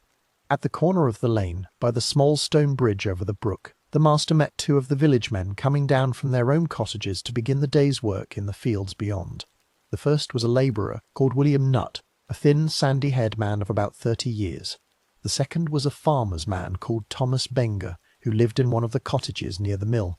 The master of Road Hill House, in his tall black hat and his dark coat, stopped them in the lane and told them in a low, careful voice what had happened. That the small boy of 3 was not in his cot. that the house had been searched, that a window had been found open, that the boy could not be found anywhere within. He asked them whether they would help in the search of the grounds before he should ride out for the constable at Trowbridge. The two villagers, after a quiet word together, agreed at once. They turned back along the lane with the master. They passed in by the front iron gates of Road Hill House. They walked round the side of the house, past the stable yard, past the kitchen garden, and out into the back lawn beneath the cedar tree. The cook met them at the back door with a face like white linen and a kitchen cloth pressed against her mouth. She told them that the master had at last sent the brother William to ride for the police. The two men nodded. They went on into the back garden alone. They began to walk the shrubbery. It was William Nutt who reached the door of the small brick privy first. He had walked the length of the gravel path through the laurel shrubbery. He had pushed aside the long dark glossy leaves with his open hand. He had set his hand upon the heavy wooden door of the privy. He had drawn it open upon its iron hinges, and in the dim light of the small inner space he had seen, upon the wooden seat above the deep stone vault, a small bundle wrapped in a piece of soft white blanket. He had reached for it slowly. He had drawn it forward into the morning light. The blanket had fallen aside, and he had seen the small cold face of the boy that he had himself sometimes lifted upon his shoulder for a moment outside the village shop, when the child had come down with his nursemaid for a stick of barley sugar. He had cried out at once for Thomas Benger. The body of the small boy was lifted very gently from the privy by the two villagers, and laid upon the gravel of the back garden, upon a clean piece of sacking that Benger had brought out from the stable. The morning sun was already striking warm through the leaves of the laurels, and falling in small bright patches upon the dewy lawn. The cook was sent away from the back door by Nutt himself. The housemaid was sent away. The cry of the women from the upper rooms had by now begun to reach the back garden, a thin high cry that did not stop. The brother William, returned from the road, was set to keep his small half-sisters and his own elder sisters within doors. The body of the boy lay upon the sacking, half wrapped in his own cot blanket. His small face was already cold. The doctor of the parish, a Mr. Joshua Parsons of Beckington, was sent for at once. The Reverend Edward Peacock came up from the vicarage in his black coat, his prayer book in his hand, his head uncovered to the morning. The doctor came in his own gig along the lane, with his black leather bag upon the seat beside him. He stepped down at the gravel of the drive. He went straight through to the back garden. He examined the body upon the sacking beneath the cedar tree. He noted the long wound to the throat. He noted the dark bruise upon the chest. He noted a small puncture wound upon the side of the body beneath the ribs. He saw that the boy had been dead, by his careful judgment, for some hours of the night, perhaps as many as 5. He saw also, by the small marks upon the lips and about the nose, that the boy might have been smothered first before any blade had been used upon him. He covered the body again with the blanket. He directed that it should be carried into the laundry room of the house and laid upon the table there until the coroner could be sent for from Bath. He spoke quietly with the rector. He went into the house to find the mistress. By 9 of the morning, the first of the country constables had arrived from Trowbridge. He came upon a sturdy cob horse, his blue uniform already dark with the dust of the road. He was a young man called P.C. Heritage. He was very quiet at first. He stood beside the laundry-room table. He looked at the small body laid there beneath the white sheet. He took off his polished black helmet and held it in his 2 hands. He listened to what the doctor said. He listened to what the rector said. He wrote slowly in his pocket-book with a stub of pencil. He set out then upon the grounds of Road Hill House and began the first of what would prove to be a series of careful but limited country searches. He found no footprints in the kitchen garden. He saw no broken twigs in the shrubbery. He could see no marks of any climber upon the high garden wall. Across the meadow beyond, he could see no sign of any human passing through the heavy dew of the morning. By 11 of that morning, the superintendent of the Wiltshire Constabulary, a heavy gentleman by the name of John Foley, had arrived in his own gig from Trowbridge. He was a man of 50 years, with a thick neck and a heavy grey moustache, who had risen by long service through the Paris constables of his county to his present position. He had served as a soldier in his youth. He had attended at the prosecution of poachers and thieves and the occasional drunken cottager who had broken a window upon a Saturday night. He had not, in all his years of slow steady service, attended at the killing of a small child in a gentleman's house. He listened to the doctor in the laundry room. He looked at the body. He spoke briefly with the master of the house in the front study. He set the local constables to a fresh search of the gardens. He went up to the nursery and looked at the empty cot and the muslin curtain at the window. He came down again, and he stood for a long while upon the gravel of the drive, scratching at his moustache with the back of his hand and looking up at the closed upper windows of Road Hill House. The day grew warm as it went on. The body was carried into the laundry room and laid upon the table beneath a clean white sheet. The coroner was sent for from Bath.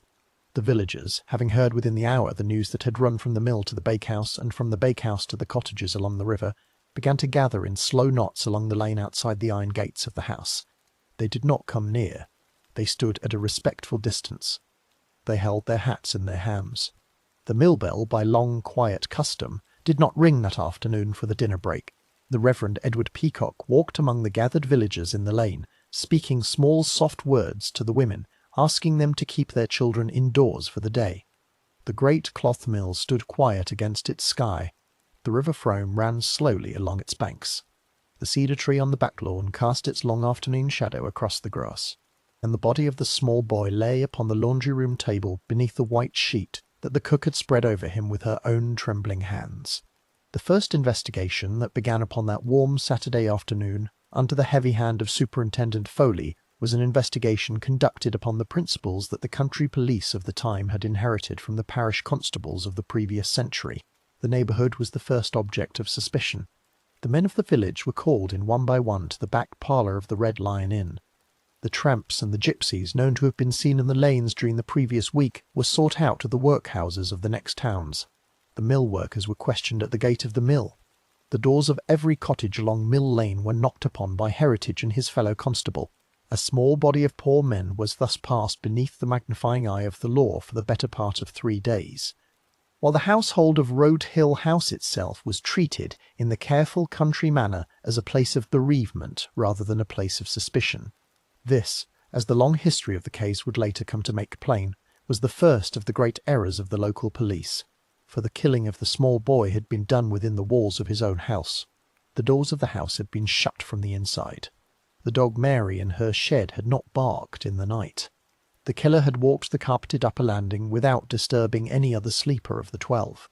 The killer had known the back stairs, the lower doors, the gravel path through the shrubbery, the precise place of the small brick privy at the foot of the garden. The killer had been someone of the house, but Superintendent Foley, in his slow, careful country way, did not yet wish to believe such a thing. He spent his 3 days walking the lanes and questioning the labourers, while the upper rooms of Road Hill House sat silent above his head. Their occupants gathered in the drawing-room with their hands folded in their laps, and their faces composed in their careful grief that the century required of those who had lost a child. The inquest opened upon the small body of the boy at the inn called the Red Lion in the village, upon the Monday following the Saturday of the discovery. The jury was empanelled, 12 men of the parish, all known to the master of the house, all in their best black coats, with their best black neckerchiefs. The body was viewed by the jury in the laundry-room. The doctor gave his evidence carefully. The nursemaid gave her evidence in a low, broken voice. The cook and the housemaid gave their evidence. The master of the house gave his evidence in his quiet, careful manner.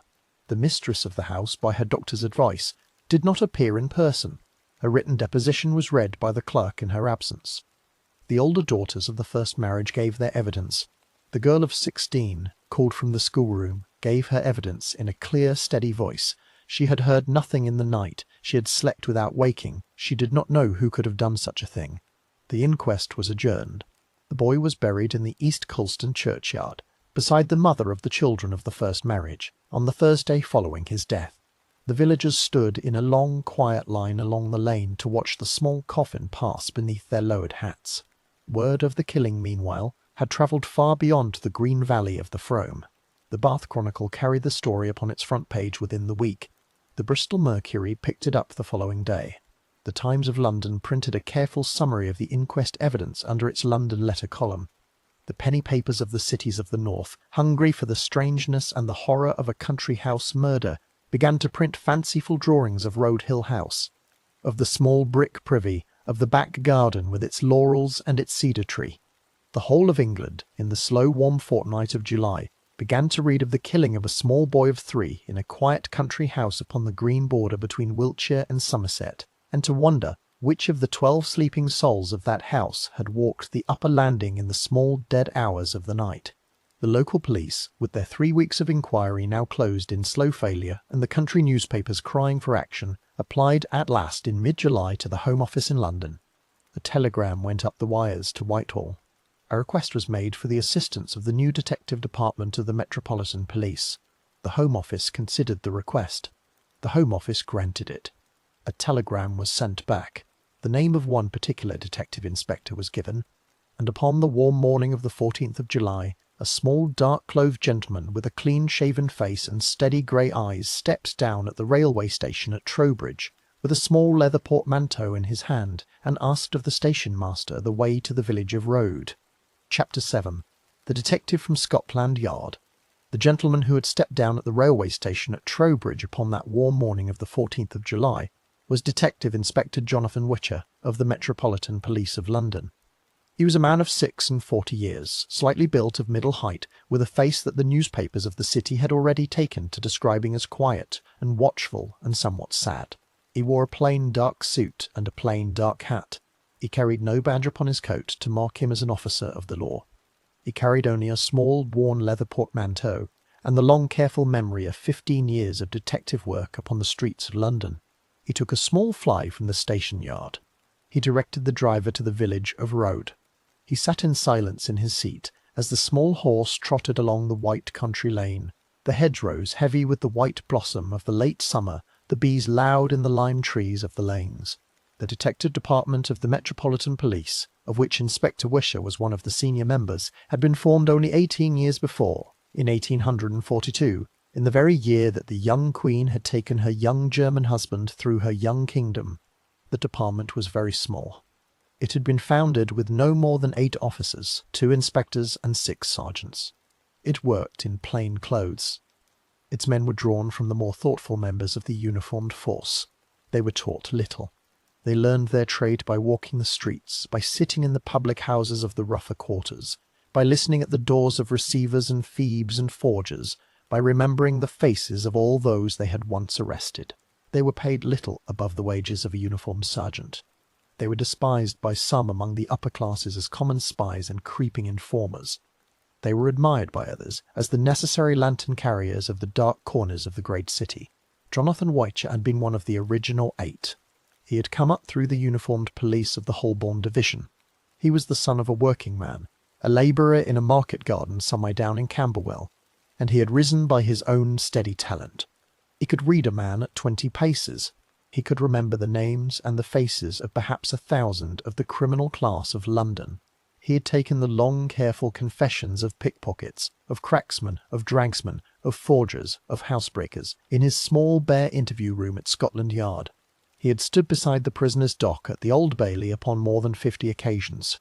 He had, only the spring before this summer, been the chief officer in the successful unmasking of a great jewel theft at the town house of a noblewoman of Mayfair, in which an inside servant had been the guilty party. He was, by the year of this story, the most quietly respected of the small body of London detectives, and the one most often called upon when a quiet sort of cleverness was required. He had been chosen for the road case by the Home Office after the local police of Wiltshire had run their 3-week inquiry into the ground. He had received his orders by telegram. He had taken the morning express train down from Paddington. He had brought with him a single sergeant of his department, a younger man named Adolphus Williamson, who would come down by a later train with the heavier baggage. He had read upon the train every newspaper account of the case that he could lay his hands upon at the station bookstall. By the time the small fly turned the last corner of the country lane and brought him within sight of the low stone wall of Road Hill House, the detective had already, with the careful private judgment of his long trade, narrowed the possibilities within his own mind. He was not yet certain of anything. He had not yet seen the rooms. He had not yet spoken with the household. But he had a small dark notion already in his mind, and he meant in the coming days to test it. He spent the first of his days at Road in the careful study of the place itself. He walked the upper landing. He measured the carpeted distance between the closed bedroom doors. He stood in the nursery. He stood in the small bedroom at the top of the back stairs. He stood beside the door of the laundry room where the body had been laid. He went out into the back garden in his shirt sleeves. He walked the gravel path through the laurel shrubbery. He stood for a long while at the door of the small brick privy. He measured the height of the wooden seat. He sounded the depth of the stone vault with a long pole. He measured the width of the wooden door. He climbed upon a stepladder to look over the high garden wall into the meadow beyond. He came back into the house. He stood for a while in the kitchen. He spoke quietly with the cook in her own corner. He spoke quietly with the housemaid in the back hall. He spoke quietly with the nursemaid in the small upstairs sitting room. He did not yet speak with any member of the family. Upon the second day he asked to see the laundry book of the household. The laundry book, in the careful country fashion of the time, recorded every article of linen, every shirt, every chemise, every shirt, every sheet and pillowcase that was sent out from Roadhill House to the village washerwoman once a fortnight. The book was kept by the housemaid Sarah Cox in her own neat, slow hand. The detective sat in the back kitchen, at the deal table beneath the small high window, with the book open before him. He turned the pages slowly with one long, careful finger. He compared the entries of the most recent collection with the count of articles actually taken away by the washerwoman. He took out his short pencil. He counted the entries again. He turned the pages back to the previous fortnight. He counted them again. He turned the pages forward. He sat for a long while with his finger resting upon one particular line of the book, his face quite still. The line of the book at which his finger had at last come to rest was the line that recorded the count of nightdresses in the laundry hamper for that week. The young ladies of the house each kept 3 nightdresses, in the manner of country gentlewomen of their class, one upon the body for the night, one upon the chair beside the bed for the morning, one in the laundry hamper waiting for the wash. For the 2 elder half-sisters, the count was 3 each. For the girl of 16, whose name in the household laundry book was written out in full as Miss Constance Emily Kent, the count was 2. The 3rd nightdress was not in the hamper. The detective turned to the housemaid. He asked her quietly whether she had any explanation. The housemaid had none to give. The 3rd nightdress, she said, had been there upon the Friday before the killing. It had not been there when she had come to make up the hamper upon the Monday following. The detective closed the book carefully. He put his pencil back into his coat pocket. He sat for a moment with his hands folded upon the deal table. He asked the housemaid where, in the fortnight that had now passed, she had last set her own hands upon the missing piece of linen. She told him, in the rough pile in the small back closet of the laundry room, upon the Monday morning after the killing, when she had been gathering up the soiled linen of the household for the wash. The detective asked her whether she could swear to its presence in the closet upon the Monday morning. She could swear to it. The detective then asked her whether the closet had been kept locked. It had not. The detective asked her who had had free access to the closet between the Monday morning and the Monday following. She told him quietly, anyone in the house at all. The 3rd nightdress, then, had been there upon the Monday after the killing. By the Monday following, it had not been there. Somewhere in the 7 days between, someone within the house had taken it from the closet. The detective rose at last from the deal table. He thanked the housemaid for her trouble. He walked through the back hall and up the back stairs in his quiet, careful way. He went down the upper landing. He paused for a long moment at the small bedroom at the top of the back stairs, the room of the girl of 16. He did not enter it then. He turned instead and went back down the stairs to the master's study upon the lower floor. He waited until the master had finished with his morning correspondence. Then he laid before him the simple cold matter of the laundry book. The master of the house, when he had been shown the entry of the missing nightdress, was very still in his chair. He listened to the careful, slow speech of the detective. He said in a quiet, level voice that he could not believe that his own daughter could have done such a thing. He said that the elder half-sisters had loved the small boy as their own. He said that the girl of 16 had loved him too, in her own quiet, watchful way. The detective said nothing for a long moment. Then he said only that he must, with the master's permission, search the room of the girl of 16 for any further trace of the missing garment. The master gave his permission slowly, after a long pause at his desk. The detective went up the back stairs again. He searched the room of the girl of 16 quietly and methodically. He looked beneath the iron bedstead with his small bull's-eye lantern. He went through the chest of drawers, one drawer at a time. He turned out the small wardrobe. He lifted the loose floorboards beside the window. He took down the small framed picture of a seaport above the chest of drawers. He found no nightdress. He found no blood-stained garment. He found no weapon of any kind. He found no piece of soiled cloth that could be of use to him. but he had already made up his mind. He came down the back stairs. He spoke quietly with his Sergeant Williamson in the gravel yard at the back. The sergeant agreed with his thinking. They returned together to the master's study. The detective stated then, in his quiet, careful voice, that upon the evidence of the missing nightdress, upon the evidence of the house locked from the inside, upon the evidence of the dog that had not barked in the night, and upon the careful map he had drawn within his own mind of who within the house could have known the back stairs and the gravel path and the brick privy in the dark, he must regretfully apply at once to the magistrates at Trowbridge for a warrant for the apprehension of Miss Constance Emily Kent upon wilful murder of her half-brother.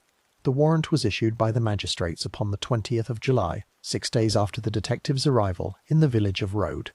The girl of 16 was taken from her father's house in a closed carriage upon that afternoon, in the plain dark dress she had worn at the inquest, with her grey eyes still steady and her quiet manners outwardly unaltered. She was lodged in the small cell of the police station at Trowbridge. She was brought before the magistrates of the petty sessions upon the following day. The court at Trowbridge was crowded that morning beyond the memory of any clerk then living. The country newspapers had sent their reporters from Bath and Bristol and London. The penny papers had sent their artists with their small folded sketchbooks. The villagers of Road had walked the 4 miles into the town, and stood in a slow, steady rain outside the courthouse, waiting for the doors to be opened. The magistrates sat upon their long bench in their black robes. The detective inspector sat quietly in the witness box. The girl of 16 sat in the prisoner's dock between 2 female warders in black dresses. Her father sat upon the public bench at the back, his hat in his hands, his eyes upon the floor. The case of the prosecution was made by a local barrister upon the brief of the police.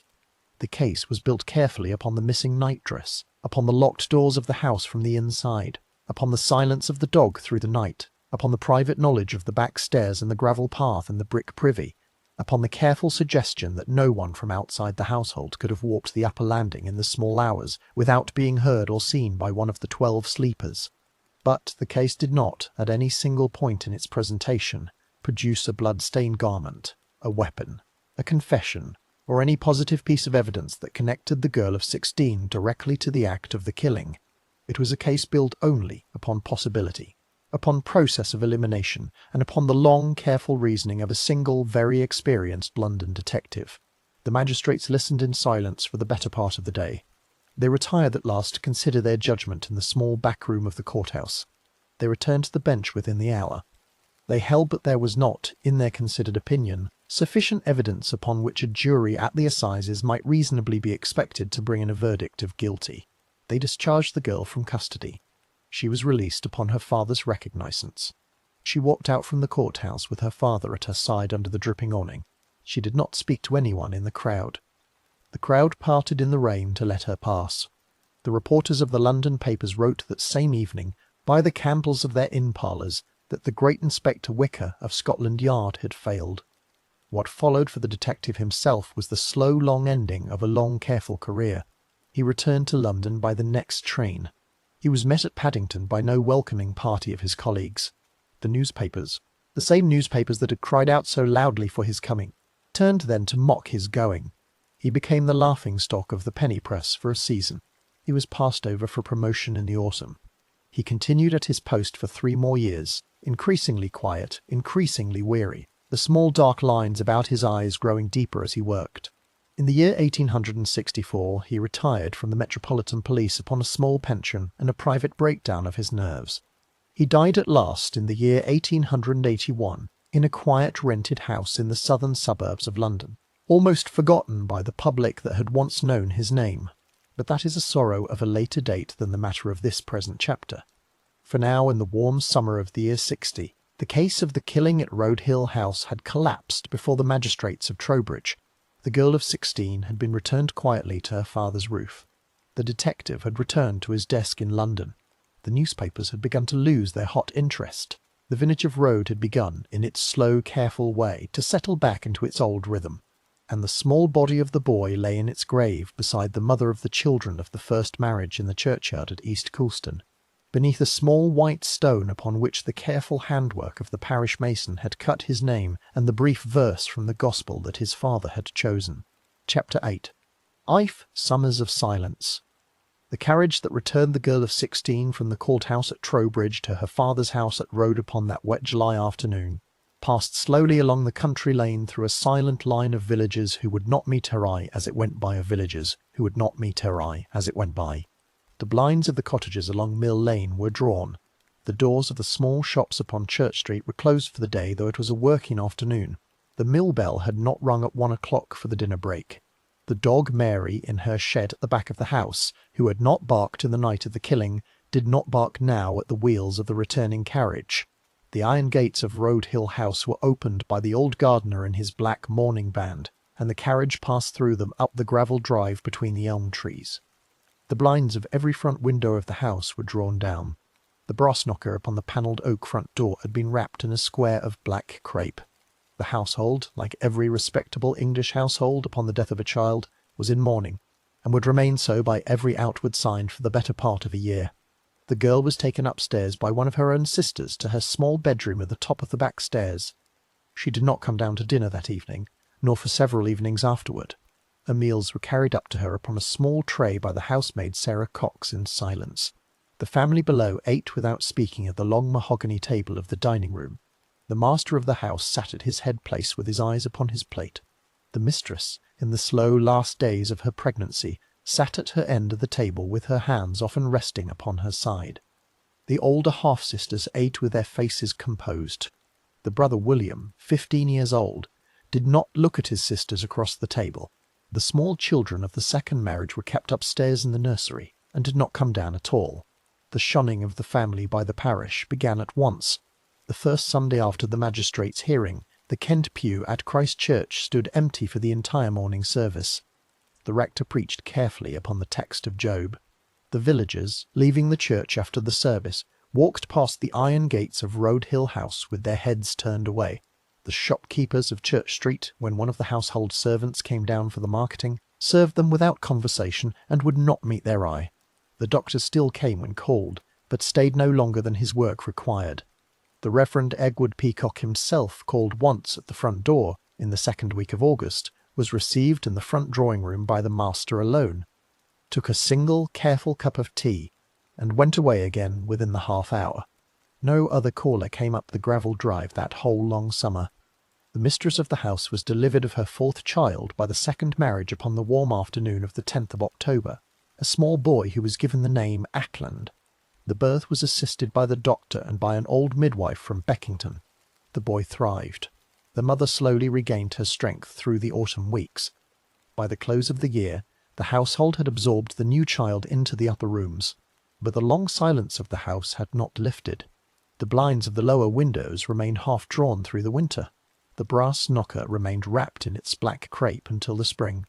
The master rode out to his factory work each morning along the same country lanes as before, but he was no longer greeted by the village men with the slight tip of the hat that had once been his due. He was a man by the silent reading of the parish, against whose house something terrible had been brought, and against whom something terrible was still half whispered in the public houses on a Saturday night.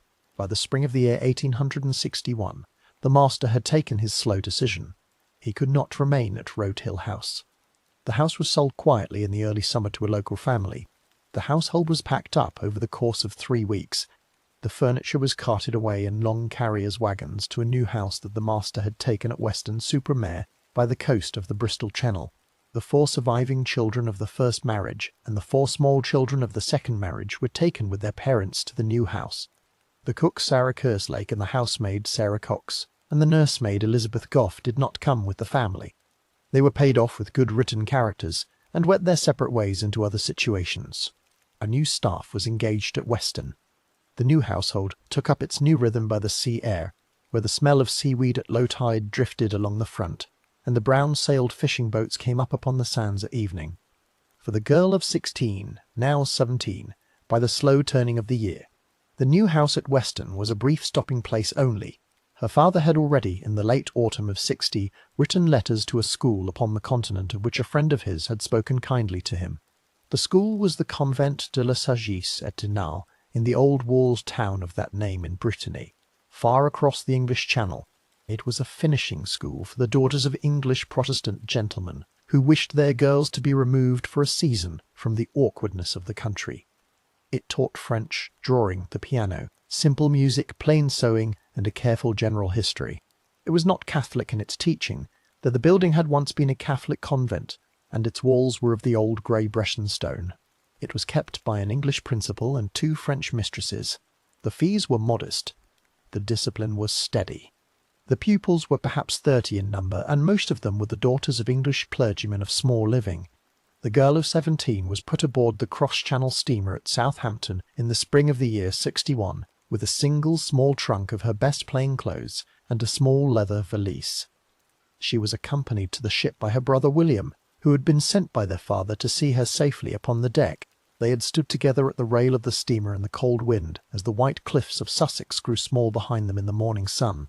They had said little to one another. The brother had returned upon the small coastal packet to England that same evening. The sister, with her plain dark hair beneath her bonnet and her grey eyes upon the grey sea, had crossed alone to St. Malo, and from there had been taken by the local diligence inland to Dinan, where she was set down with her small trunk upon the cobbles outside the iron gate of the school. The town of Dinan, in those years, was a small fortified old place upon the river Rance, with the grey walls of its medieval ramparts still standing about the upper part, with its slate-roofed houses crowded along the cobbled streets within the gates, with its old cathedral and its old market square, with its little river port at the foot of the rock, and its tall narrow-timbered houses leaning slightly toward one another above the lanes. It was a quiet town. The fishing boats came up the tidal river from the open sea each morning. The Brescian women in their tall white linen coifs walked to the market on Friday mornings, selling cabbages and apples and pats of yellow butter wrapped in green cabbage leaves. The bells of the convents and the parish churches sounded out the hours across the slate roofs. The smell of wood smoke and damp stone and salt water lay always upon the air. The young English women of the Convent de la Sagesse walked in long lines through the cobbled lanes each Saturday afternoon, 2 by 2, in their dark grey dresses and their plain bonnets, an English mistress at the head and another at the rear. For nearly 3 years the girl from Wiltshire lived within those grey walls. She studied her French at the daily lessons in the cold classroom. Her drawing improved beneath the careful eye of the elderly mistress. She played her piano in the music room for an hour each afternoon. She walked in the long Saturday afternoon lines through the cobbled streets of the old walled town. She spoke little. She did not speak at all of England, nor of the country house upon the rise above the Frome, nor of the small boy in the East Colston churchyard. The other young English women at the school, daughters of country clergymen, of small bankers, of half-pay officers, knew nothing of her history. They thought her quiet. To them she seemed strange and reserved. They left her alone with her drawings and her books. In the late summer of the year 63, when she was approaching 20 years of age, she returned at last to England. Her father had by then moved the family once more, this time to a country house outside Wrexham, upon the Welsh border, far from the parishes that had once whispered of him. She did not go directly to their house. She stopped first at a small lodging in Brighton, taken for her by a friend of her father's who had connections there. The seaside town of Brighton in those years was the favoured retreat of the better sort of London people in the off-season. A long curving line of cream stuccoed terraces along the pebble beach, a great pier striding out into the grey English Channel upon its long iron piles, the pavilion of King George IV, with its onion domes and its painted minarets still standing at the heart of the place. The smell of salt was always in the air. The fishing boats lay drawn up upon the pebbles in their long ranks. The gulls called from the cliffs at Hove. The summer visitors came down by the railway from London Bridge in the high season. In the winter the town belonged again to its native inhabitants and to its growing colony of clergymen and doctors and retired military men. It was in Brighton, in the late autumn of 63, that the girl of 19 first crossed the threshold of a small Anglican religious house called St. Mary's Home for Penitents, in the Queen Square district of the town. The house had been founded a few years earlier by a clergyman of the parish of St. Paul's, Brighton, the Reverend Arthur Vardner. It was a quiet, plain establishment, run upon the lines of a religious sisterhood, where unmarried women of small means and uncertain prospects might live a quiet life of prayer and work, needlework, mending, the care of the small children placed in the adjoining nursery for the orphans of the poor.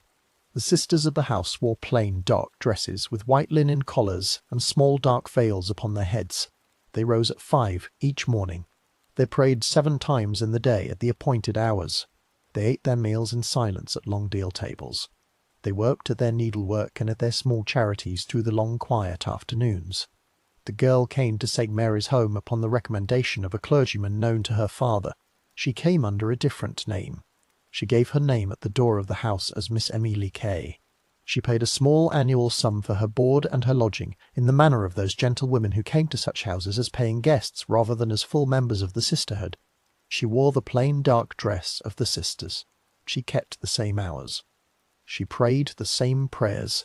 She mended the same small linen for the orphan children of the nursery downstairs. She walked twice a week in the long line of the sisters along the seafront, 2 by 2, in their dark dresses and their small dark veils, with their eyes upon the pebbles of the path. The years that passed at St. Mary's Home were the quietest years that the girl from Wiltshire had yet lived. The bells of the house rang each hour of the day. The candles were lit upon the small chapel altar before 5 each morning. The sisters knelt in their plain stalls. The little organ played the simple hymns. The Reverend Arthur Wagner came up from St. Paul's to celebrate the sacraments upon the appointed days, in his cassock and his white surplice and his black stole. He was a tall, thin clergyman of about 30 years, with a long pale face and a careful soft voice and dark thoughtful eyes.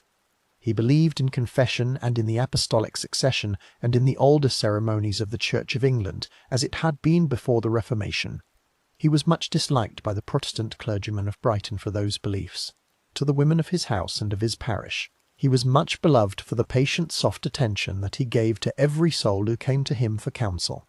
In the long autumn evenings of the year 63 and 64, the girl from Wiltshire, under her new name of Amelie Kay, knelt occasionally in the small wooden confessional booth that Mr. Wagner had set up in the side of his little chapel, and spoke to him through the wooden lattice in a low, quiet voice of what she had upon her mind. He listened without interruption. He laid his pale hand against his cheek in his careful way. He spoke softly through the lattice in his quiet, soft voice. He gave her his absolution in the Latin formula.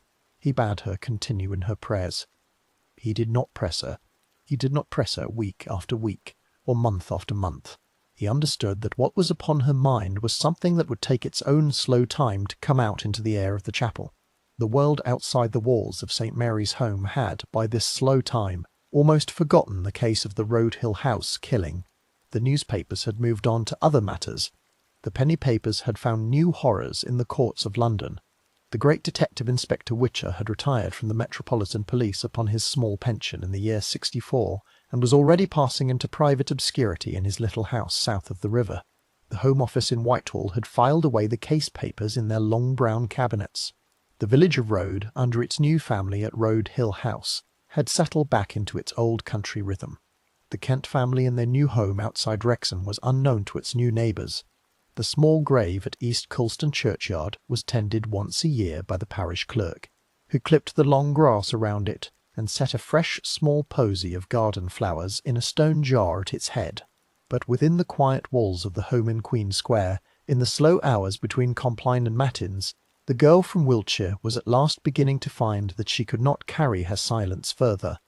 The slow voice that had stayed shut within her throat for 5 full summers was, by the spring of the year 65, beginning at last to rise toward her lips. Chapter 9. A Confession in Brighton. The town of Brighton, in the spring of the year 1865, lay along the curve of the south coast under a thin, pale light. The pebble beach stretched white from Hove in the west to Black Rock in the east. The grey waves of the English Channel ran in long, even lines beneath the chalk cliffs, and the gulls cried in the high, cold air above the new wooden pier, which the engineers had only lately driven out into the deep water upon their long iron piles. The cream-stuccoed terraces of Brunswick Square and Regency Square stood in their long pale lines along the front.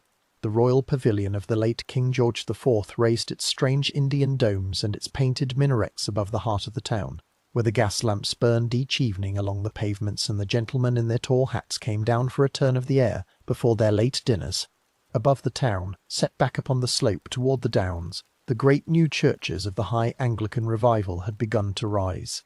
St. Paul's in West Street, St. Bartholomew's with its tall brick nave above the St. James's Street district, the small chapel of the Sisters of Mercy beside the Stein.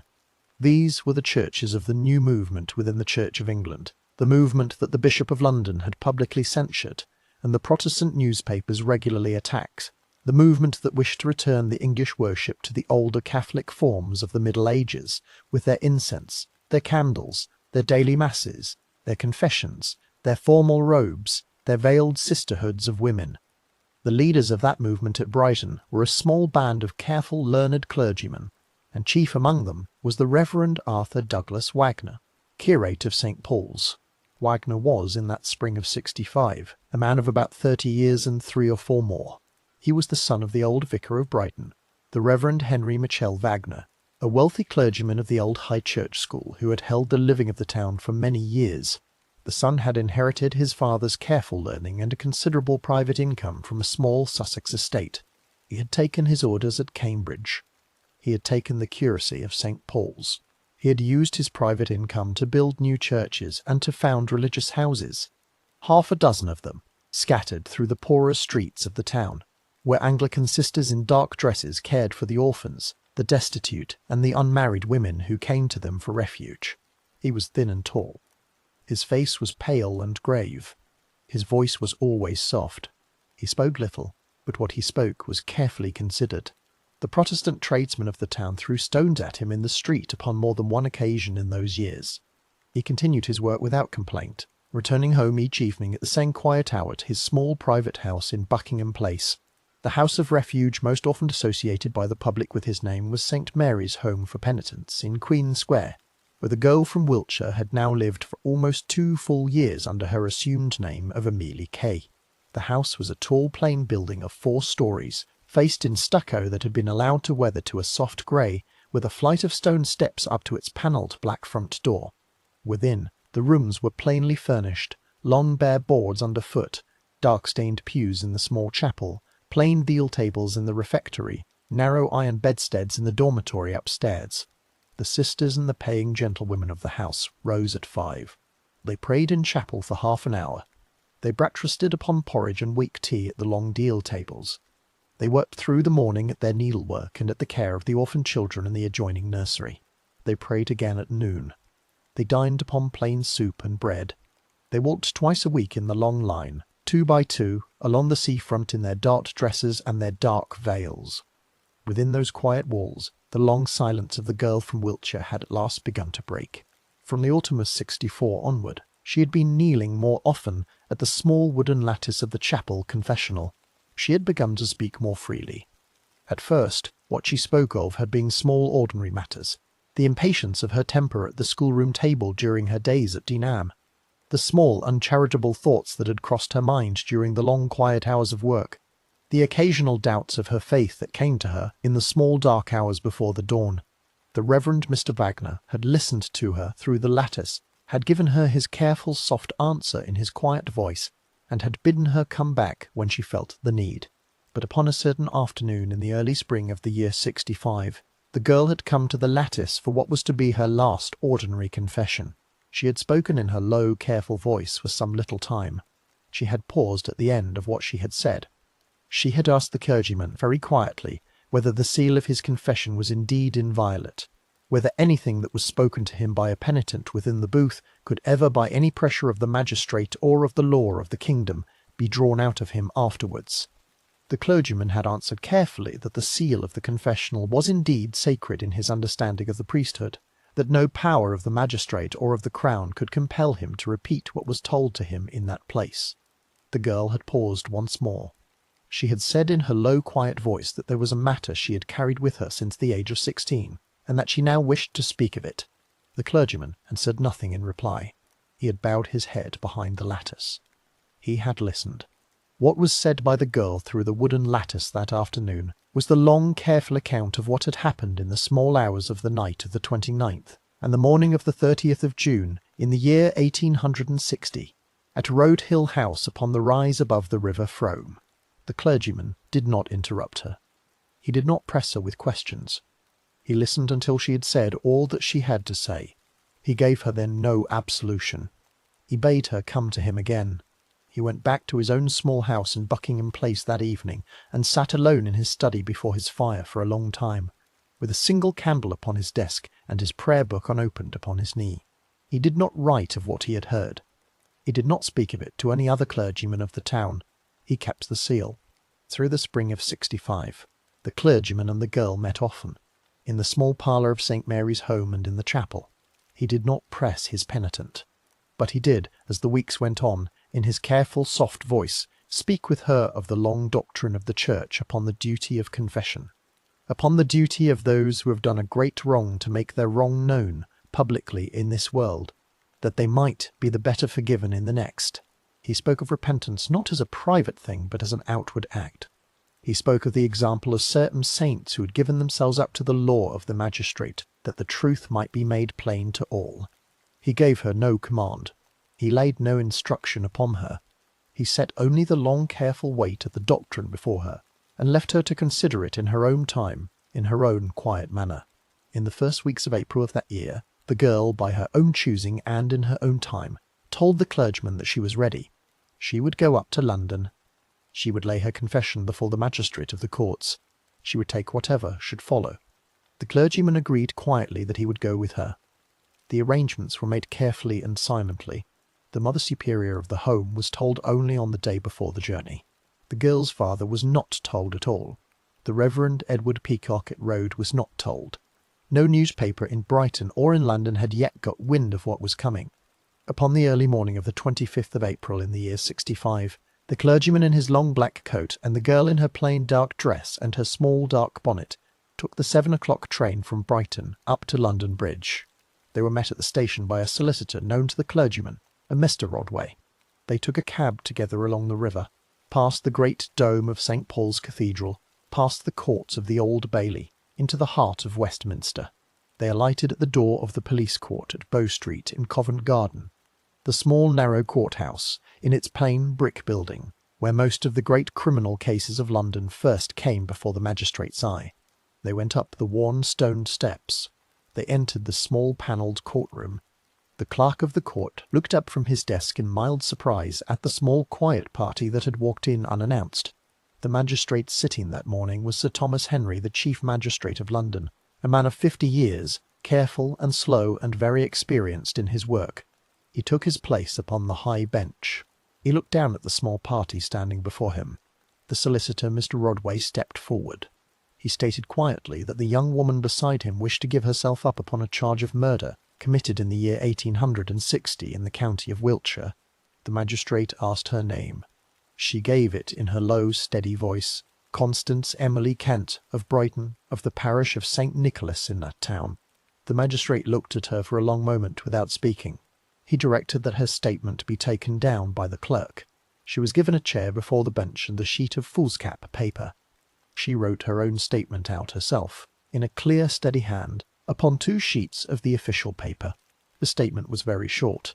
It said that upon the night named in the indictment, at Road Hill House, she had taken her small half-brother from his cot in the nursery, had carried him from the nursery to the privy at the foot of the back garden, had there done him to death by her own hand. She said that she had acted entirely alone. She said that her father had had no knowledge whatever of what she had done. She said that the elder daughters and the brother William had had no knowledge whatever of what she had done. She said that the household had been entirely innocent of any part in the act.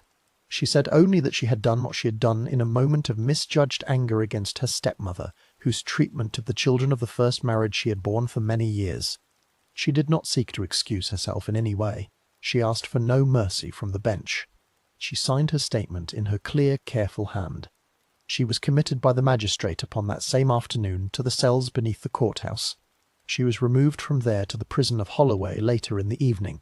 The Reverend Mr. Wagner returned upon the evening train to Brighton in silence. The London newspapers had the story by the morning. Within 48 hours, the entire kingdom knew it.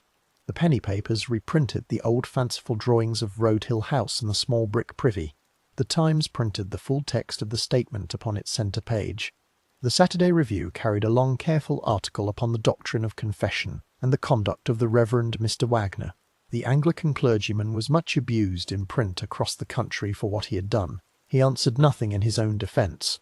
He returned to his quiet work in the parish of St. Paul's. The trial of Miss Constance Kent was held at the Salisbury Summer Assizes upon the 21st of July of that same year of 65. The judge upon the bench was Sir James Shaw-Wills, a thoughtful and kindly man of the Court of Common Pleas. The prosecution was led by the Solicitor General, Sir John Coleridge. The defence was instructed by Mr. Edlin. The court was packed with spectators from London and Bath and Bristol and Salisbury itself. The prisoner was brought up from the cells of the assize court. She stood in the dock in her plain dark dress and her small dark bonnet. She was asked by the clerk how she pleaded to the indictment. She answered in her low clear voice, "Guilty."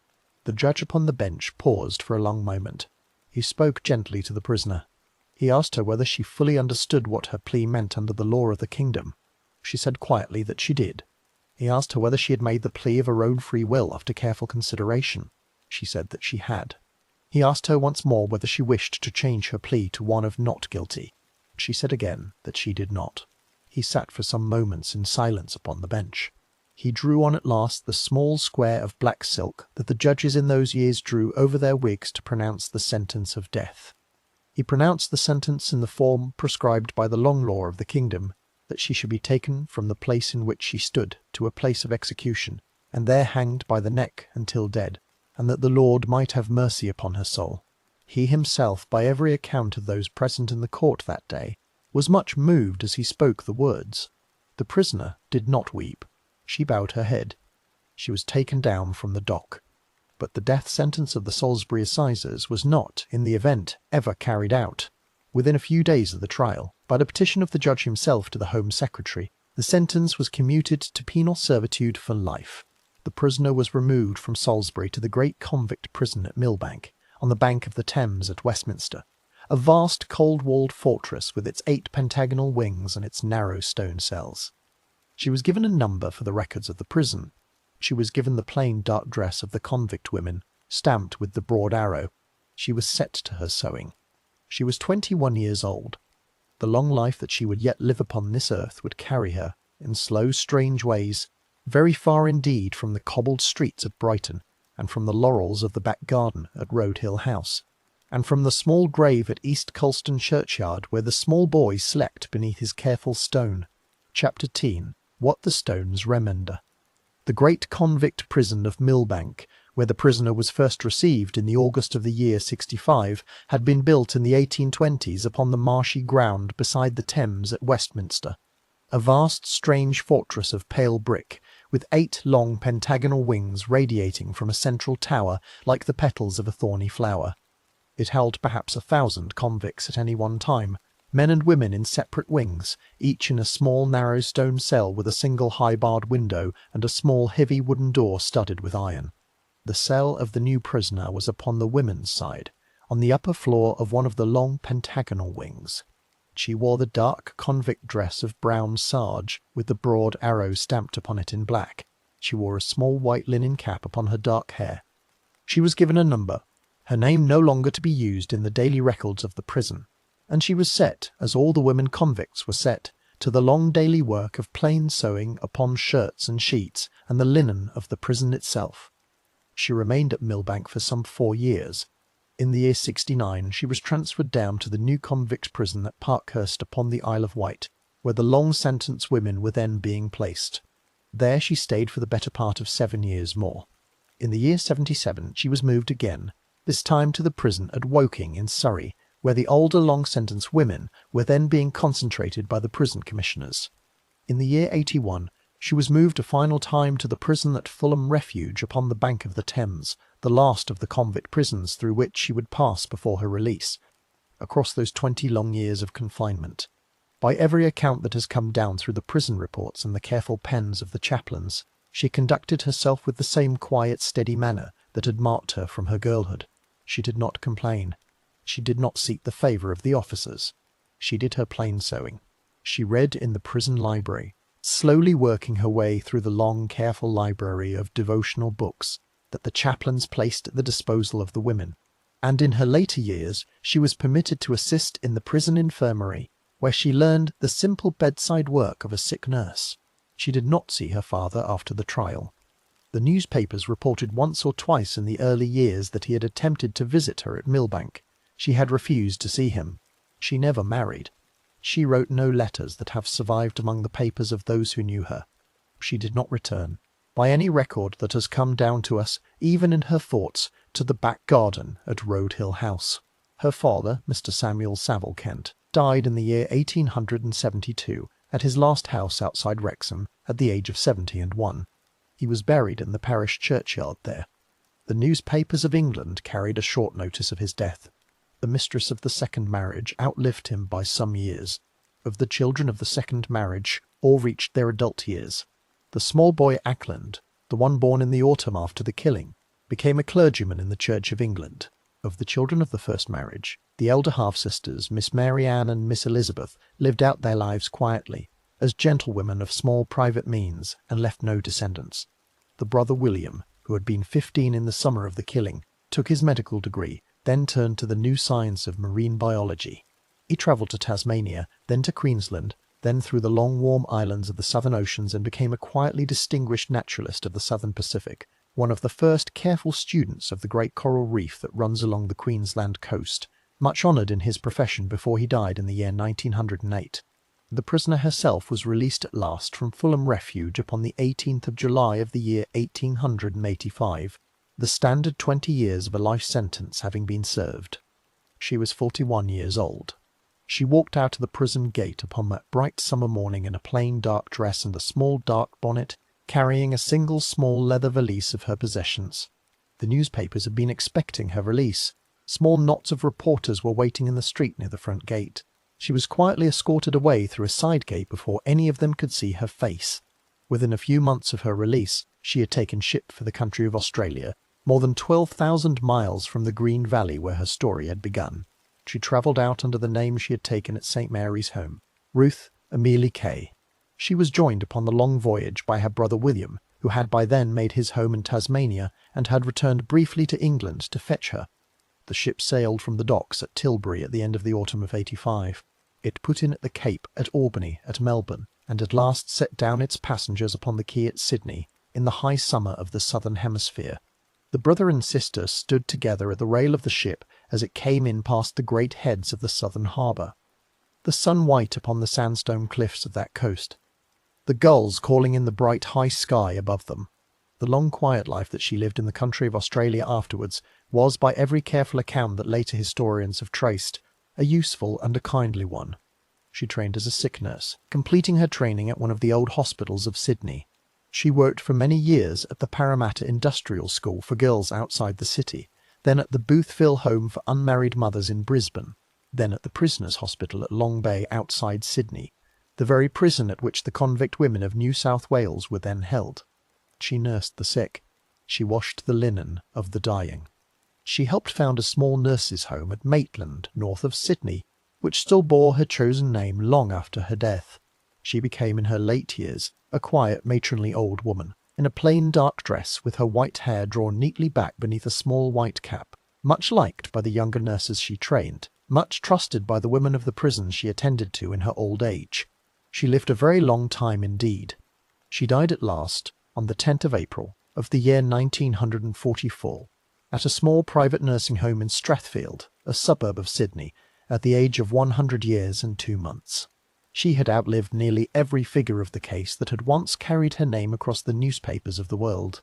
The detective who had arrested her had been dead for 63 years. The clergyman who had heard her confession had been dead for 42 years. Her father had been dead for 72 years. Her stepmother had been dead for nearly 20. Her brother William, the small naturalist who had brought her out across the southern sea, had been dead for 36. The old reporters of the penny papers, the magistrates of Trowbridge, the doctor of Beckington, the rector of Christ Church in the village, all had long since followed one another into their own quiet country graves. She was buried by the careful wishes of the small circle who had known her in Sydney, in the cemetery at Field of Mars, beneath a small plain stone that bore only the name she had taken for herself in middle age.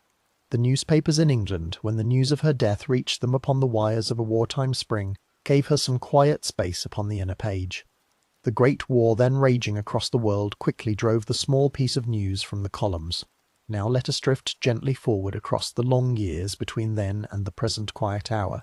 and stand for a moment in the village from which this slow story rose, as it stands today. The village of Road is no longer called Road upon the maps. In the year 1919, by Act of the Parish Vestry and by confirmation of the General Post Office, the old spelling of the village name was changed to the older form of Road, partly to distinguish it from the half-dozen other villages of similar name across the postal map of the kingdom. The boundary between Wiltshire and Somerset was redrawn during the same long century. What was once the southern edge of Wiltshire now lies upon the northern edge of Somerset. The parish of Road is today an English country parish in the county of Somerset, on the green slope above the slow river Frome. The village itself is much as it has always been. The houses of Bathstone still stand along Church Street, though the small shops of the chandler and the draper and the bakehouse have long given way to private cottages, and the public house called the Red Lion has changed hands many times in its long career. The smithy is gone. Its building survives as a small motor repair shop set back from the road. The village school has long since been moved to a new building elsewhere upon the parish. The Toth Mill closed its great wooden doors for the last time in the early years of the 20th century, when the cheap mills of the north had taken the west country trade away from it for good. Its building was used afterwards as a warehouse, then as a furniture workshop, and is now a small block of private dwellings beside the river. The mill bell no longer rings at 6. The river Frome still moves slowly through the green meadows below the village, with the same kingfishers passing from bank to bank in a quick blue line, the same grey herons standing in the shallows by the old stone bridge. Christ Church still stands upon its low green at the heart of the village, with its square west tower and its slate spire and its plain oak pews within. The font of pale grey stone, where so many children of the parish were once christened, is still there beside the door. The pulpit is still high upon its stone column. The east window still scatters its small panels of red and blue light upon the chancel floor when the sun comes through it of a Sunday morning. The Reverend Edward Peacock and his many successors all lie in the long quiet grass of the churchyard, beneath the same old yew trees that they walked beneath in their living years. Road Hill House itself, at the southern edge of the village, still stands behind its low stone wall. The iron palings along the top of the wall have been renewed once or twice in the long century since the summer of the killing. The drive of pale gravel is still kept smooth by a gardener of the present house. The great cedar tree on the back lawn fell at last in a heavy gale in the early years of the 20th century, and was replaced by a young tree of the same kind, which has now itself grown tall in its place. The shrubbery of laurel still stands along the back wall. The small brick privy at the foot of the garden was pulled down by the family that had bought the property from Mr. Kent in the late 1860s. Soon after the trial at Salisbury, the patch of ground where it once stood was levelled and turned to lawn, and has long been planted over with roses. The house itself was renamed at some point in the long century by its later owners, who did not wish to live beneath the old name that the newspapers had once known. It is known to its present inhabitants by a different name, and a different family lives within its walls. They have, by every account, lived there in quiet comfort for many years. The blinds are not drawn. The brass knocker carries no crape. The children of the new families have run upon the back lawn beneath the young cedar tree in their pinafores, in their turn, and have grown up, and have gone away into their adult lives in the wider world. Some 4 miles to the south, in the small green churchyard of East Coulston, beneath a sweet chestnut tree, and beside the path that runs along the south wall of the chancel, there is a small grave. The stone has weathered with the long passing of the rains. The lettering upon it has grown faint, but the careful work of the parish mason of the year 60 can still be made out by anyone who kneels in the long grass before it and reads what is cut into the soft pale stone. The name upon the stone is Francis Saville Kent. He was the small son of Mr. Samuel Saville Kent, and of his second wife, Mary Droway Kent, born in the high warm summer of the year 1856, at the country house of his father at Walton in Gordano in Somerset. He had fair hair that was just turning to brown. He had bright, quick, grey eyes. He loved the leaves and the small bright pebbles of the back garden. He was lifted out of his small wooden cot in the warm dark hours of the morning of the 30th of June in the year 1860, 3 years and 10 months after the day of his birth, and did not return again to the household that had loved him. His small wooden cot was burned by the nursemaid in the kitchen range of Road Hill House on the day of his funeral. The blanket in which he had been wrapped was buried with him in his grave. The small piece of folded newspaper found beside him in the privy was carried away in evidence by the magistrate's clerk, and was lost in time among the long papers of the local court. The little white linen pillow upon which his head had rested in life was given afterwards to one of his older half-sisters, who kept it folded in her chest of drawers beneath her own folded linen for the rest of her quiet life. The candle by your bedside has burned almost down to its last small stub. The lamp upon your table has grown soft. The wind is gentle against the glass. Across all the long years that have passed since the warm summer of 1860, the village of Road has gone on quietly with its small daily life. The river Frome has gone on with its slow brown moving below the meadows. The bell of Christchurch has gone on with its sounding of the slow hours into the still country air. And the small boy of 3 years and 10 months has slept on, beneath the long grass of the East Colston churchyard, where the wind from the high downs carries the sound of the bells across the fields toward the place where he was born, and the place where he was lost, on the same green stretch of country upon which the same English summers have come and gone, slow and quiet and unchanged, for 166 summers have come and gone. Slow and unchanged for 166 summers. Francis Saville Kent. He lived. He was loved by his father. He played upon the back lawn beneath the cedar tree. He held the small leaves and the small bright pebbles in his small open hands. He slept beneath his blanket in the warm summer nursery. He was a child of 3 years and 10 months. And history, slow and unhurried, has at last closed its book above him, and laid the soft pale stone over him, and let him sleep. The candle burns low. The chamber is still, and the long page turns gently in the dark.